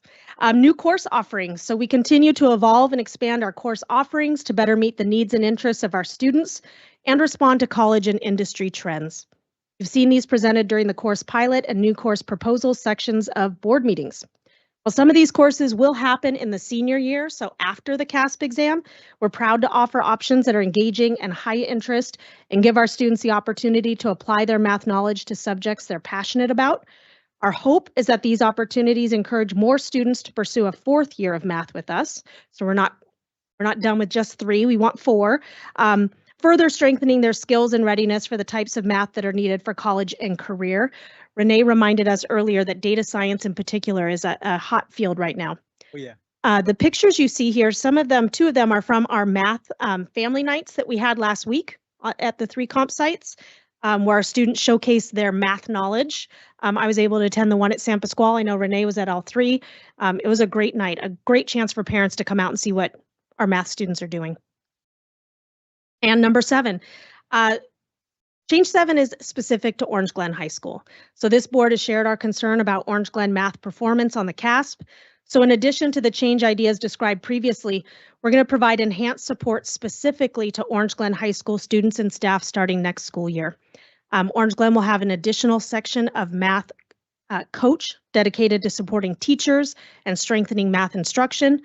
Additionally, there'll be a math teacher on special assignment, or TOSA, focused on supporting students enrolled in Math 3. That's the year that our students test. So specific just to Orange Glen High School. And number 8, more professional learning, this time at the district. Before the start of last year, we offered 2 full paid days of math-specific professional learning to our math teachers. This was dedicated time for deep collaboration and skill development ahead of the new school year. We will offer that again this August. This is content-specific professional learning that allows our math teachers to further refine their instructional practices and prepare to meet the diverse needs of our students. In addition, Renee, our content specialist for math, will be leading several full-day professional learning sessions with math teachers next year.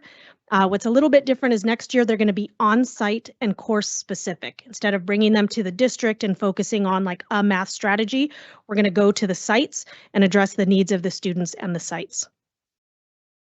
That brings us to here. Thanks to the steps we've just reviewed and the dedicated efforts of our teaching staff and district personnel, EUHSD's math CASP scores have been trending upwards, so that's positive for the past 2 years.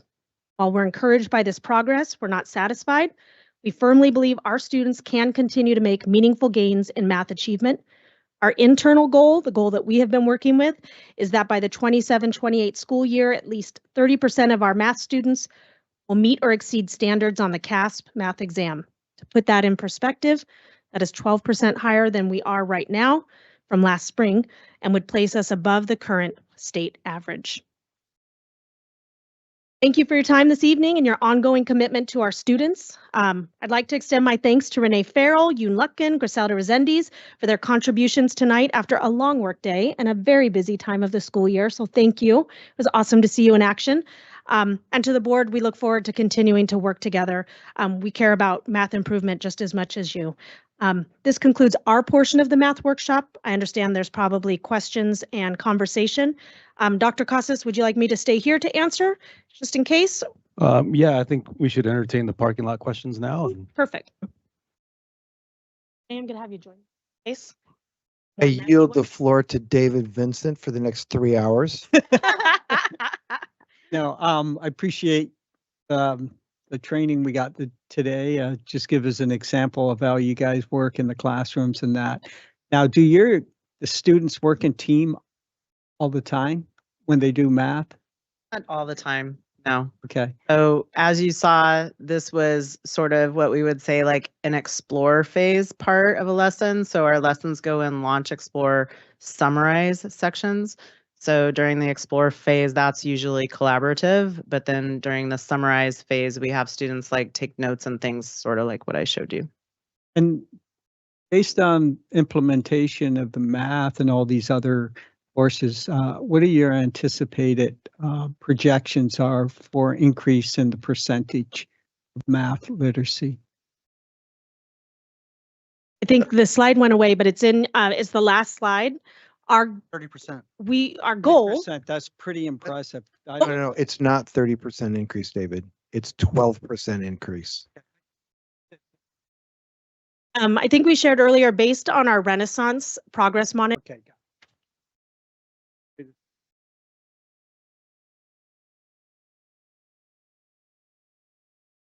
So you're okay with 30% of the students at grade math level, David?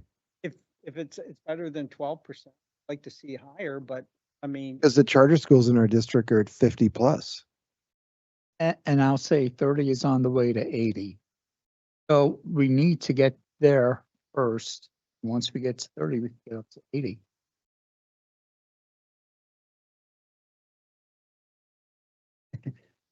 So first off, thank you. This has been fun, actually. It's been COVID. I It's told been you you'd have fun. right? I got to do some math and I appreciate that. So question for you. So we talked about the different test scores, right? So you got CASP. Right now we're shooting at, sub 20%, right, for our CASP on math, right? Yeah, for this year, 18.7 So or 23, 24. 18%. So you're saying that you see you can estimate a 2 to 3% increase for the next year, in a sense, results, or at least the current ones. Yeah, that's our projection. So it would be the third consecutive year in a row that we would be increasing. And just want to note from previous info sharing that only one site did not increase out of our 5. Are we seeing, I mean, while I love 2 to 3%, right? You've got a lot of math programs and other schools who are also trying to kind of catch back up from COVID as well, right? So how much of that 2 to 3% do you think is just normal? All schools are going to get that lift versus all the work that we've been doing, right? It's actually not true. We've shared before that only 13% of schools are performing at or above pre-pandemic levels. Only 13% of the county, and we've shared that information before. All right, so another question for you guys, which is the fact, I think I made the comment earlier and everybody kind of laughed a little bit, or at least we're nodding their heads, right, about the traditional side versus Common Core, right? And how the CASP test is really kind of built around the Common Core methodology, right?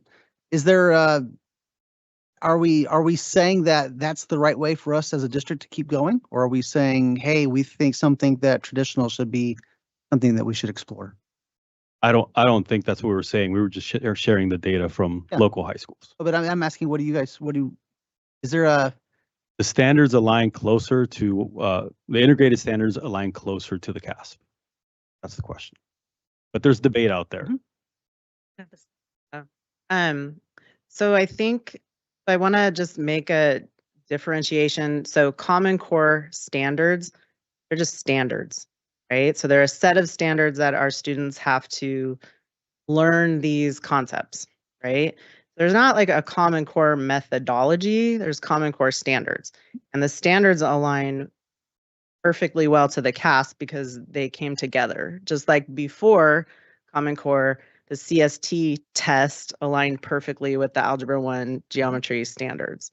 I don't know if that kind of answers your question, but okay. I'd like to address granularity for a second. So I sat in on the elementary district and they had a book roughly like this, following all, and what's the test they use down there? We use Renaissance, they use iReady. Thank you. And it seemed as if they could track the specific students through all the grades and all that. And I think I finally figured out why we're not an integrated district between between elementary and high school, is because we had the first high school in the county, or the second, and the elementary district came along later. So I have a feeling that's why we're not unified. Do you know why? Okay. And the reason why I bring it up is that I'm thinking that maybe one of the 8 steps, maybe we need to do 9. How many wonders of the world are there? 9th is that we need a fully integrated working relationship with the elementary district. And when I go to granularity, what I mean is that with the amount of data that we, especially since all these kids are being tested for 8 years, even though we do it in 1 year, which is a whole nother question that I have for another time, is that we should be able to target individual students coming out of 8th grade specifically, that not only can they choose to take a summer, but they must take a summer program. So what I'm thinking is that we somehow, somewhere in this big plan, really need to integrate the elementary district and granulate it to a per student basis. And I think we have a small enough district we could do it too. So I know you guys are thinking, so I'm just.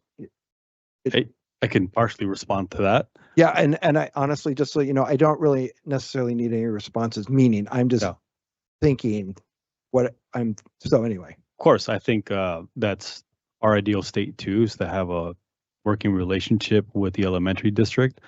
Our content specialist, Renee Farrell, does have frequent meetings annually with the elementary district to discuss what you just mentioned, especially struggling students. There are a couple of things. We cannot make summer school legally compulsory, like we can't make them attend. And number 2, we wanted to design a change idea improvement plan where we were full in control of. Like ultimately, if the elementary district says, no thanks, these are just words on paper. Then. Yeah, I get that. I understand.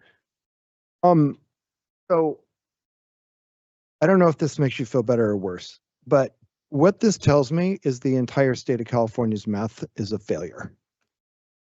That's what this says to me.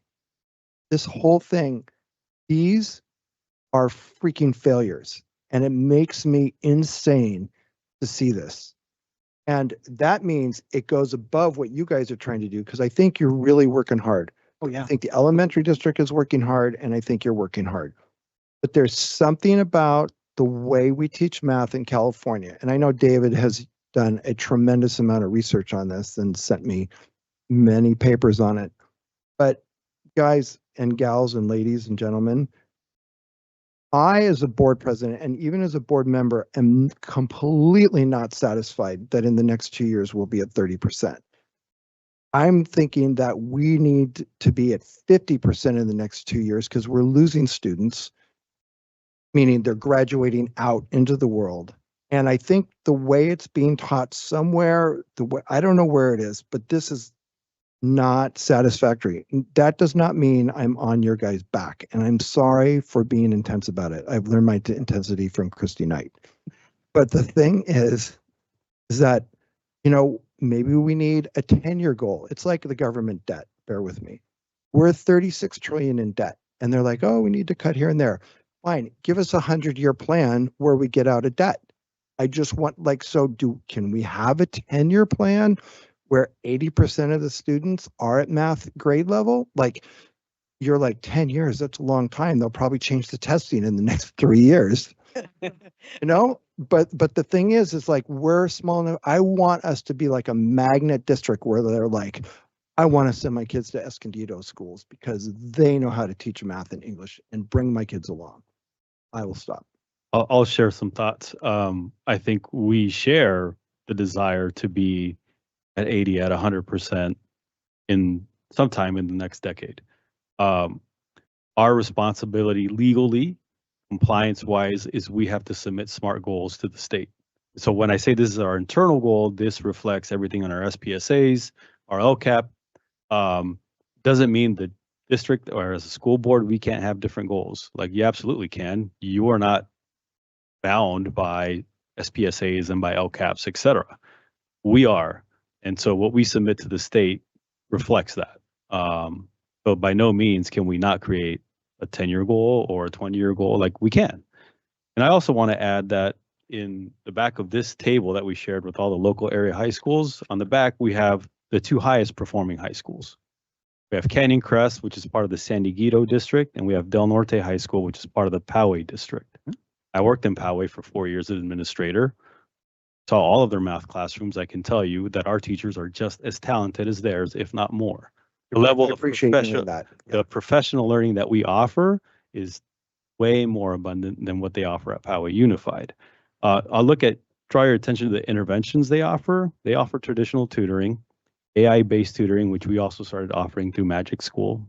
Damon Blackman also presented to you on that. Tutoring during advisory, we don't have advisory, they do in both of those sites. Their schedule is a 4x4 at Canyon Crest, meaning that the total number of classes a student can take, 16 per year. For context, in a semester schedule, which we have, with the exception of Valley and Del Lago, is 12 per year. That offers a couple of things. Embedded ability to retake classes throughout the year, but also embedded ability throughout the year to advance in mathematics if you're performing well. That's also true in... No, we do not. Del Lago does. Our comprehensive sites are traditional, more advancement and more space to remediate as well during the day. And so Canyon Crest has that. Trimester allows for 15 courses per year, still more than 12, but one less per year than a 4x4. Do they double block students their freshman year? No, they don't. And these are significantly higher math performing schools than anywhere in the county. 82% and 7690, they're not even close to the other ones, including charters. And their enrollment, I think there was a comment about if we increase our math achievement, our enrollment will increase. Canyon Crest has the highest in the county. It's not even close. For 3 years in a row, their enrollment's decreasing. The whole state of California enrollment is decreasing as a whole, generally. And then Del Norte High School has no change. That remains stagnant. My So- purpose on the enrollment was more intended to be like, we're a place people want to go to. I understand. I just wanted to draw the attention to the highest performing in the county. Can I ask some questions about whether we've explored some of these other scheduling options in the past for our other comprehensive sites? We've had attempts back when I was Those- principal, and it's a labor issue, and it Negotiation. also ends up costing a bit more per site. Del Lago To cost. Del Lago is our most expensive site. Also has a 4x4. It's also our highest performing in math as well. Correct. But so the pushback is from, and let's just have a candid conversation here. Pushback is from the teachers. Labor in general, and if you ask them, they'll say they want it, but they want it to be compensated as such, meaning When you say it's more expensive at other districts that do it, what makes it more expensive? well, you're offering more classes throughout the year. So right now, on our comprehensive sites, the max amount of classes a kid can take, 12. Mhm.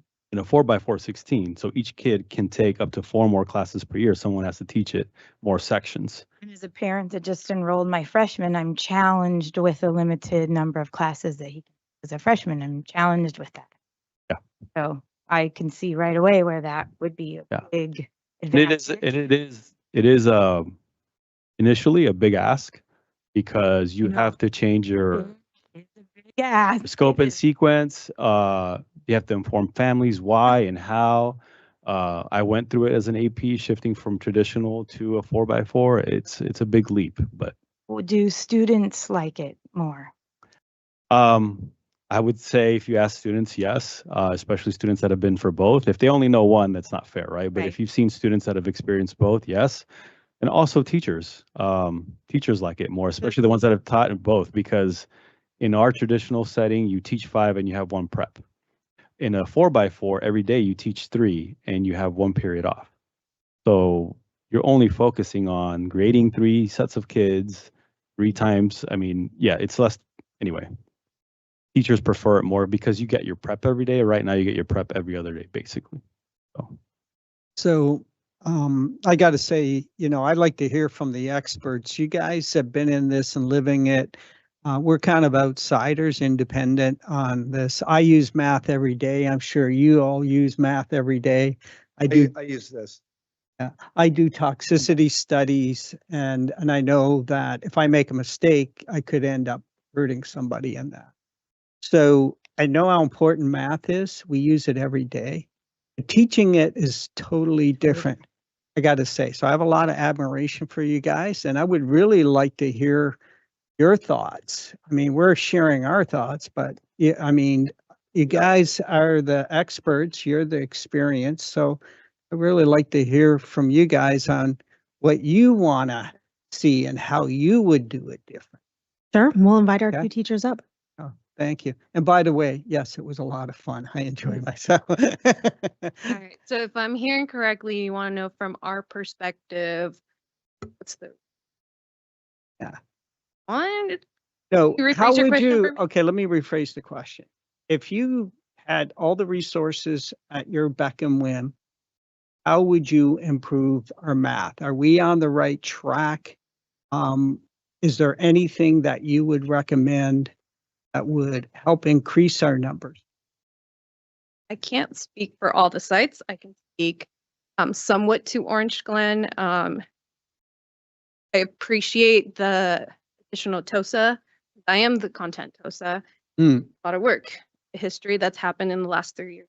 OG, we've had a revolving door, admin level, math level. So yes, like having stability this year has felt like a little closer, right? We had only had to hire one teacher.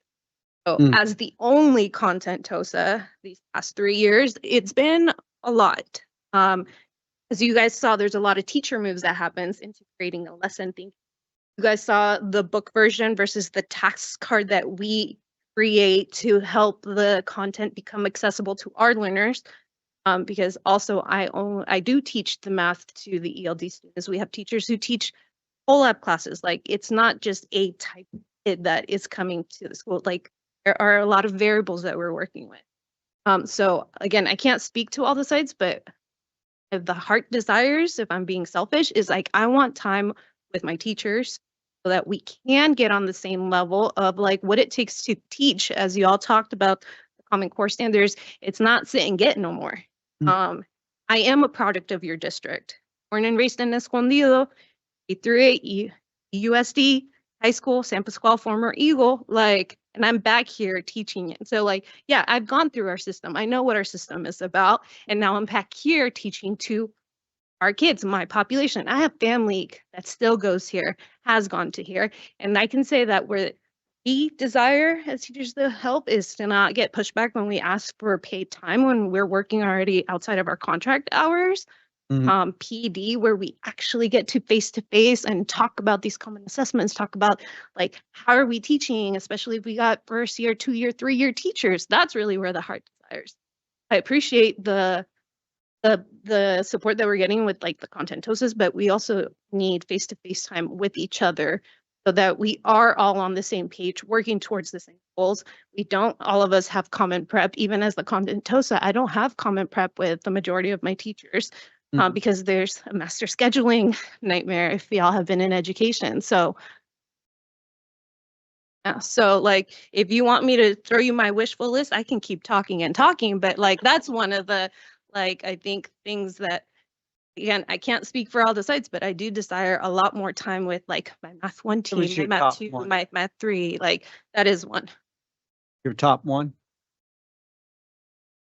You're making me choose. I don't want to set it in stone, but yeah, that's Hey, Christy, turn your mic on, please. It's off. Hi. Thank you for asking. I've actually had this genuine conversation with Dr. Casas as a principal. And so he knows exactly my thoughts on the 4x4, and I would love that personally for myself and with quite a few colleagues of mine, but I cannot speak on behalf of the entire San Pasqual campus. Okay, I understand that you're speaking just for yourself and not others. Can you elaborate why that would be better for you, maybe for that collaboration? How would that, because I mean, we're hearing it, but like, tell me like, what would that? So when we're talking about a 4x4, my understanding is instead of a traditional block schedule currently you have, where you have a Tuesday, Wednesday, you're seeing students periods 1, 3, 5, and a 2, 4, 6, and a 2-hour schedule. And within that time, you are required to, there's an embedded support time allotted in there. So you're really teaching for an hour and a half, and 30 minutes is intended for in-class embedded support. But in a 4x4 schedule, you would be like a 75-minute, 90-minute period every single day. And so that's the significant difference that Del Lago has over any other comprehensive site, is because they genuinely get more minutes per year with their students in a math class than we get to. And logistically, you can't argue the minute, right, Dr. Casas? And so we've had this, like I said, we've had this conversation, and numbers, minutes matter, because one of the conversation during articulation we had with the elementary district last week with Carol was just like, say, for example, this is just one little nugget out of the entire conversation, is say, for example, homework. So as you and I both know, that one of the, I guess, criteria for success for especially students who math is not their favorite subject, or they try to evade or whatever, but having that in-class time to do the repeated practice. 100%. Yes. And so within the 2-hour lesson that we get, right? So realistically, you can do a launch, explore, summarize, right? But then there's a fatigue portion of there, right? So you can only actually teach a student or any person so much, and then their takeaway is only a small portion of that. And Agreed. so a repeated every single day is one of those critical component that we are missing logistically. And yes, it's more expensive because, as Dr. Casas explained, any one section of hour, you're only really, you're better job, but you needed more teachers on a schedule, because at any point in time, instead of at a 6, you have one teacher on prep, right? And so if you have for every, and so 4x4 really makes it so that you have more teacher on prep than you have teacher currently teaching. So yes, it does cost a significant portion of your budget to switch from traditional schedule, a 6-period day, to a 4x4 throughout all of our campuses as Del Lago.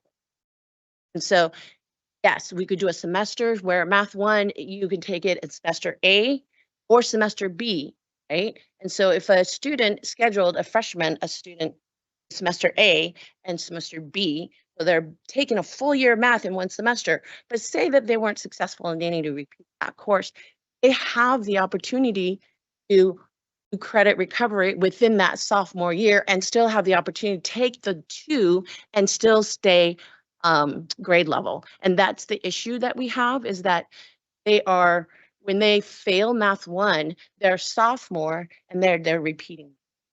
Sorry.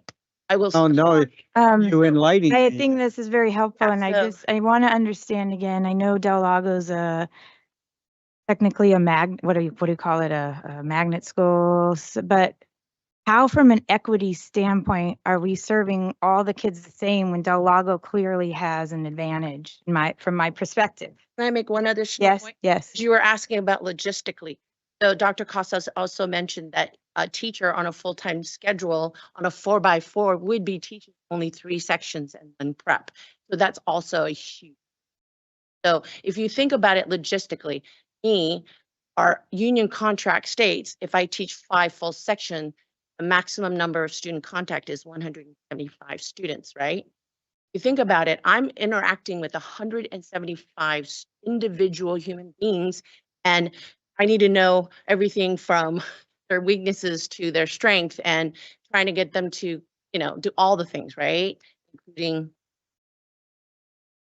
but like, when you're teaching 3 sections, that would reduce down to 105. That's a significant. Mm-hmm.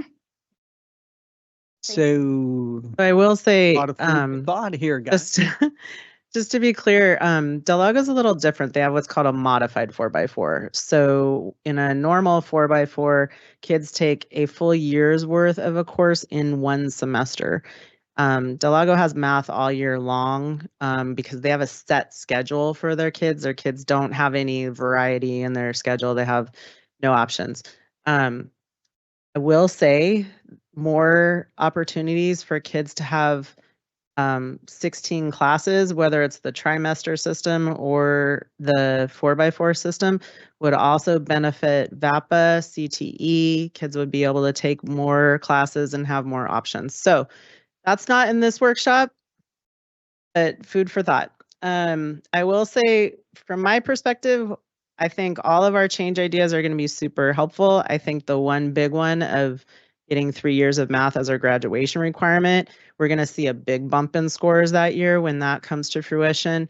I will also say, thanks to Dr. Good and HR, having veteran teachers be able to get their years of service to come to our district is huge, because I have to tell you that, as Griselda said, the turnover at Orange Glen has been major. Like, I think 3 years ago, we hired 20 teachers at Orange Glen, and maybe 5 of them were math teachers.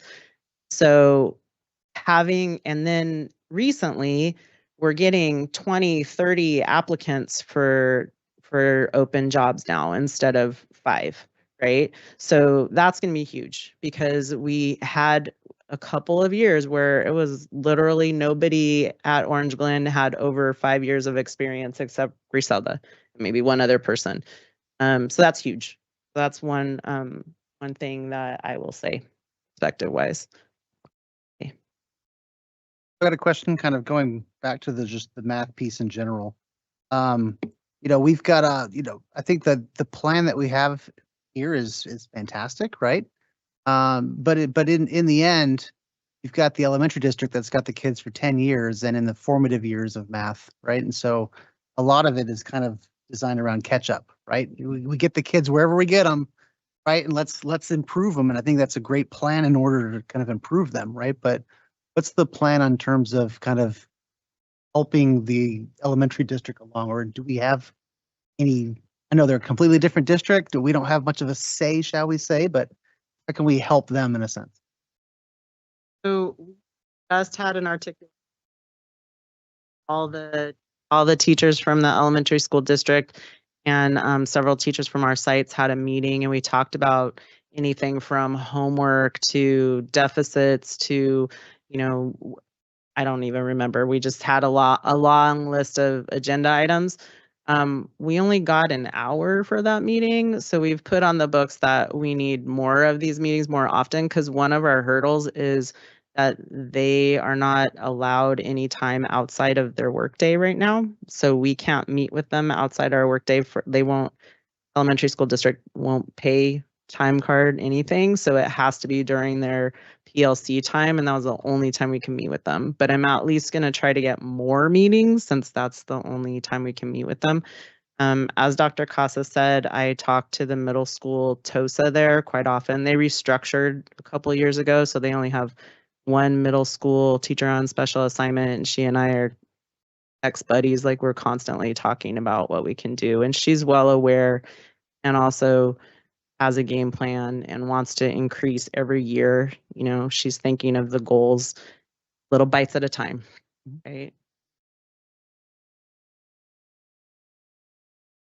So, Mr. Superintendent, so in terms of like setting up a subcommittee to help guide this, because it's going to require board level interacting with the elementary district. So to set up that, is that something we bring up at the next board meeting and not this one? Board subcommittee? Well, to do some type of a joint subcommittee. Yeah, a joint subcommittee. Sorry, a subcommittee like we did with ethnic studies to help guide the process. Can we vote on that at the next meeting? Can we do it at this meeting? Clarity, because I hear you saying board subcommittee. Sorry. Interact with the elementary district. So I want, and I think Christy has the same idea based on what she just said, is that we're looking for a subcommittee to help guide both our district and have influence on the other district is set up so that the goals that they've put forward would be achieved as opposed to, not achieved. Don't make this complicated. I'd like a subcommittee that looks like the ethnic studies one, where we're going to site visits, we're bringing in experts, we're doing even more, whatever the board needs to do to help, that I want the board involved. So keep that simple. We did not agendize the formation of a subcommittee for today, but according to your own board protocols, just agendize topic Right. for the next board meeting. Great. Can I get a second? Yeah, I'll second that. And I had some thoughts about it too, because I remember it seemed like, I referenced back to my experience at the county a lot because that was, while I was there, I would argue it was a very effectively run government entity. That there were times where issues were, and maybe a subject, whatever it was really important to the board. And the only way to really involve board members in discussions with staff, with any number of things, it brought it to the level of a subcommittee where two board members could work intensively on that subject with staff, with perhaps the school district, and may have maybe some goals that they set out as part of that subcommittee. We want to work with the elementary district. So some type of framework that was set up similar maybe to what we did with ethnic studies, and maybe a certain type of subcommittee where we look at it goes for a certain period of time, but it does allow the board, I think, a little more involvement than we typically get, because otherwise we're asking for, can you just do another update? Can you do another update? And it just, like, I really enjoyed that process. And I know, again, I'm not going to be trying to get involved in developing curriculum, but I think it helps the board understand too a little more of what is happening at the district and allows us to be more involved and feel, yeah. Back to the board. And I think that would, About for learning. 100%. I mean, like, perhaps, and like- it could be whether it's a monthly update they give or every other month, whatever looks, something, when they have something to update, let's say. But I don't have the capacity for it, and I know there are other board members that do. So again, I think it's good to have that. So the ethnic studies subcommittee, short term, Correct. for one single purpose, by the development of pilot. As such, not have to go around. Correct. This is going to be a regular standing committee, then need to fund.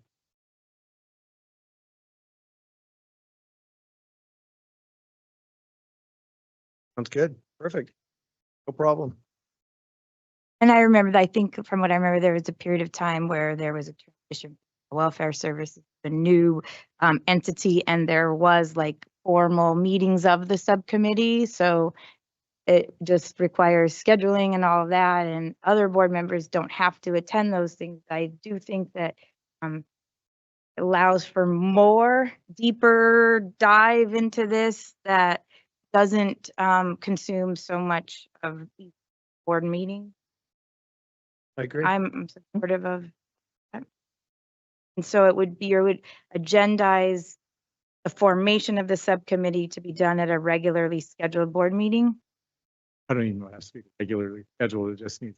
There's a special board meeting come up that I won't be at on the 10th. So perhaps it, if possible, that on the Next meeting. 17th, which would be like the regularly I scheduled. would suggest that anyway. Okay, Special board meeting focused on. thank you. Right, okay, good. items Okay. On June 17th. Free to talk about it right now, but we'd have to do Formation of the 7th. And I think the subcommittee needs to really define Scope. goals, yeah. some- scope Oh, and yeah, objectives, yeah. rather than we're just going to think that's the most important part. What's the intent, scope, and what's the objective? By the way, who laid these all out? You guys did a great job of color coordination. I noticed that our folders and our packages are all the same color. Nice. So I'd kind of like to summarize on this a little bit. And I want to say that like I am staying in California. Like I said many times before, born and raised here, staying here. I thank you guys for staying in California. I thank you for staying in Escondido, you know, coming back and teaching here. We have a big ask in front of us, guys, ladies. We just have a very big responsibility in front of us. And I'm a pusher. I am a pusher. You can ask my family. There's sometimes they don't like to hear it. And yet I do it at work. I do it here. One of my superpowers is improving whatever I get involved with. And I'm on your side. I may sound like bad words that I can't say at a board meeting, but I care a lot. And I know you do too. And I know we can do better than the goals we have. And yeah, it's going to take a few years, but I am going to continue to push and push and push. And I want to thank you for staying. And I want to thank you for being involved in this. And thank you for letting me be the pusher that I am. So thank you. I got a question to ask, and it's around the subcommittee. So in order to form a scope and agenda for the subcommittee and expected outcome, how does that process work? Is that something we discuss now, or do we discuss it?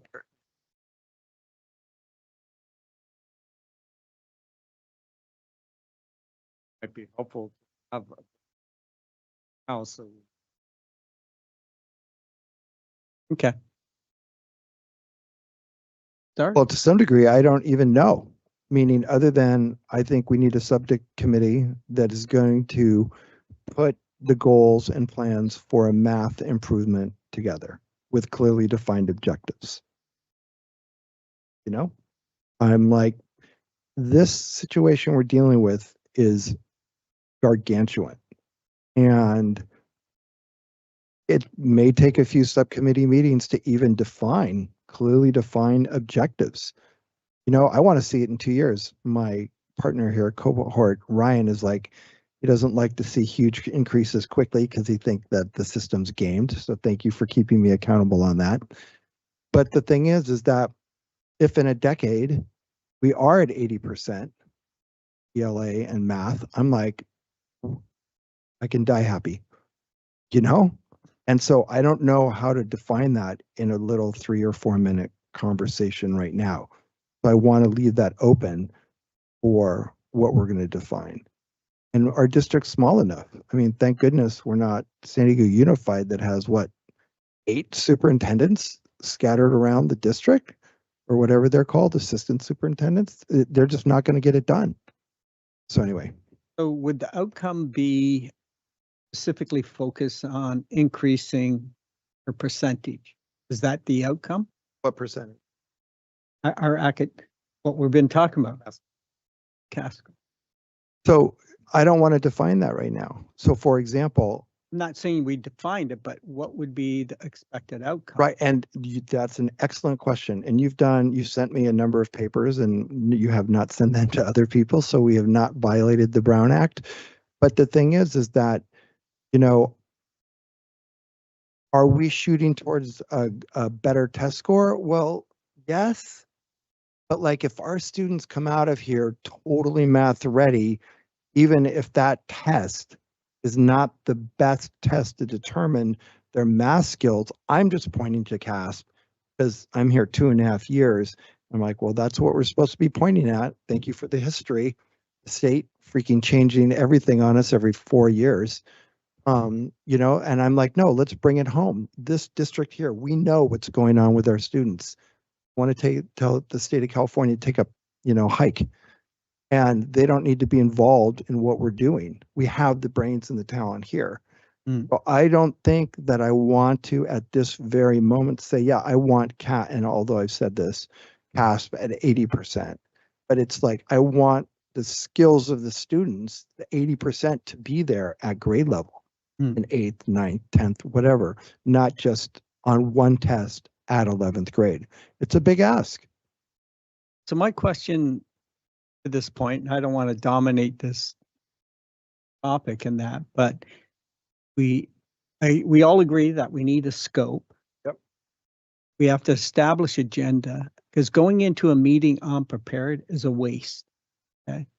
Because we got to go in with a clear goals and objectives of what our expected outcome is from that. So we may not be able to formulate that tonight because it's getting late and I should be going to my Betty Buys pretty soon here. If I could add a few more Yeah. suggestions, I think also want to keep in mind what's our role as a board member. And I think part of this subcommittee could be really looking at how, as a board member, you can help facilitate some of the discussions that need to happen with the elementary district to allow for better efforts with that process. I mean, that's really, I think, as board members, like, what can we do and what can be some clear actionable items that the board can do, whether it's the subcommittee members or further asks of the board and things, what those things could look like. There's us, I mean, perhaps there's opportunities to bring in more community members to provide tutoring, whatever. I mean, there's a lot of ideas out there that could be explored, but as board members, let's keep focused on what we can do. There's a lot of variables from what I heard today that kind of impacts their ability and restraints. That is requirements that they have to follow. Is that correct? You have a lot of variables that you have to deal with internally, correct? Yeah, it is. Absolutely, absolutely. So with that being said, would something, if there, do you see the kids coming out of elementary school prepared for high school math? Is that a fair statement? Okay, so okay, percentage wise, statistically speaking. Yeah.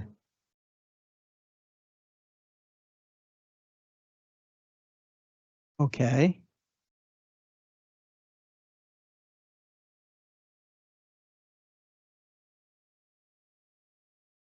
Okay. So maybe that's something. Yeah.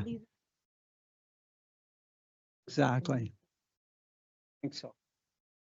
Is All of our ideas tonight, that's other Yeah, ideas 100%. that could be brought to that Yeah, subcommittee. agreed.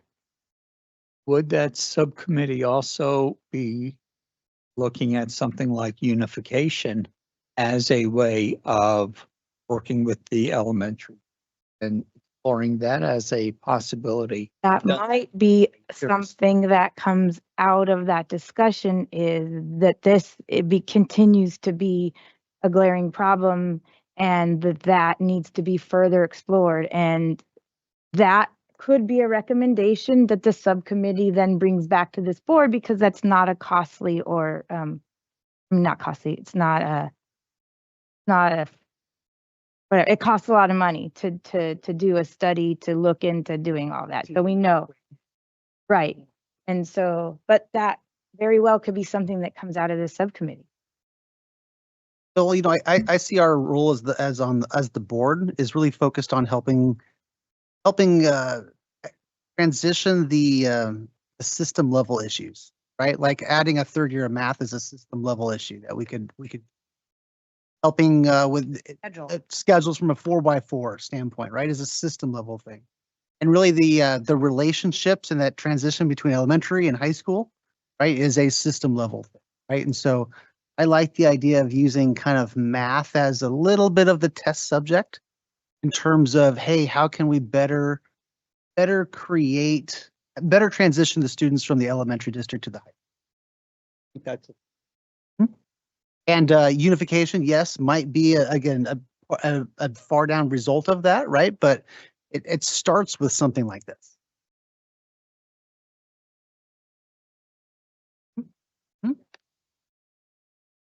Yeah, my point, do what you need. Again, Define what a subcommittee. Start. If there's been something like this created out in what has, I mean, I don't know if, I mean, there's, again, I always like to see other things that have been done. What, did it work? Did the, you know, did the did something come out of it? And what did subcommittees do in other districts? I only have I've seen these at the county, but I know they've been effective in really moving the needle on something. It's usually very targeted. Yes, that's what, yeah.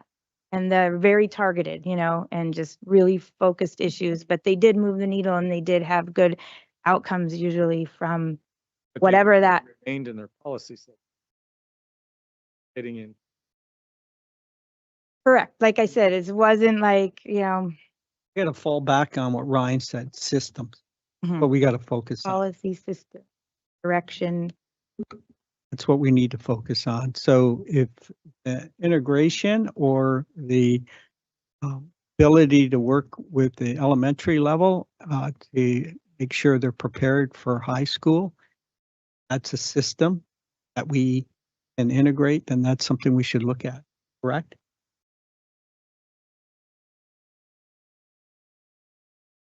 Okay, good. all right, we're adjourned at 7:04. Oh, wait. I got one more question. Okay. Can I go back to math? All right, so Which grade? so I guess my final question, burning question that's on my parking lot, okay, is how much, you know, if we talk about all the book that we read, which I didn't see a lot of pictures, I saw a lot of words, right? And then all the tests, there's a lot of words, right? So how much is ELA, right, an issue when it comes to math, right? Because if you can't read the words, you can't pass the math classes or understand even what they're asking. So is any of the is there any, we'll call it ELA goals in terms of our 8 steps to turning the ship around in a sense? Great point. We have had conversations that for a long time, we've talked about things like reading across the curriculum and writing across the curriculum, and students have the opportunity to read and write, you know, 6 classes a day, maybe not so much in PE, 5 classes a day, right?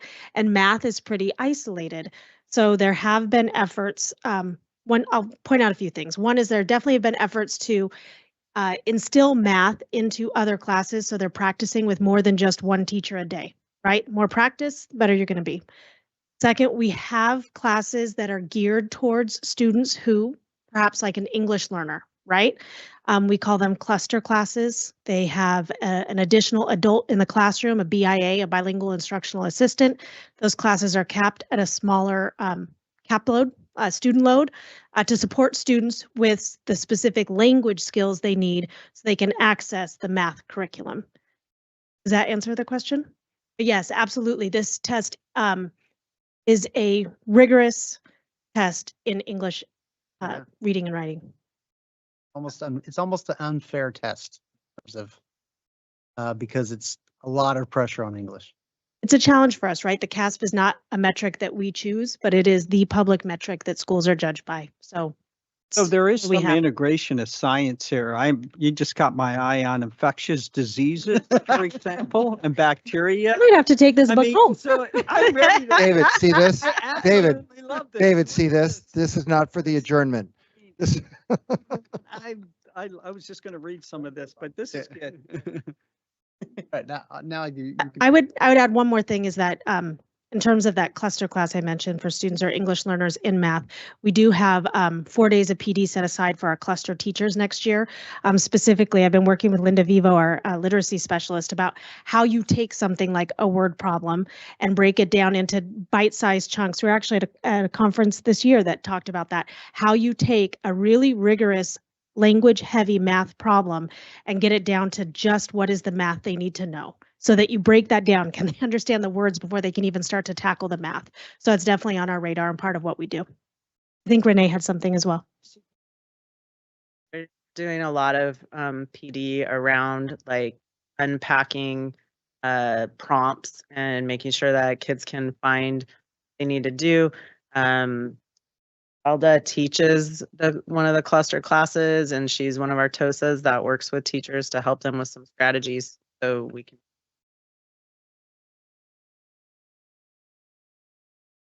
All right, Back to my microorganisms now. just your micro comments. We're adjourned. This is Thank you, good, though. everybody. I love this because we use this. I'm still having fun.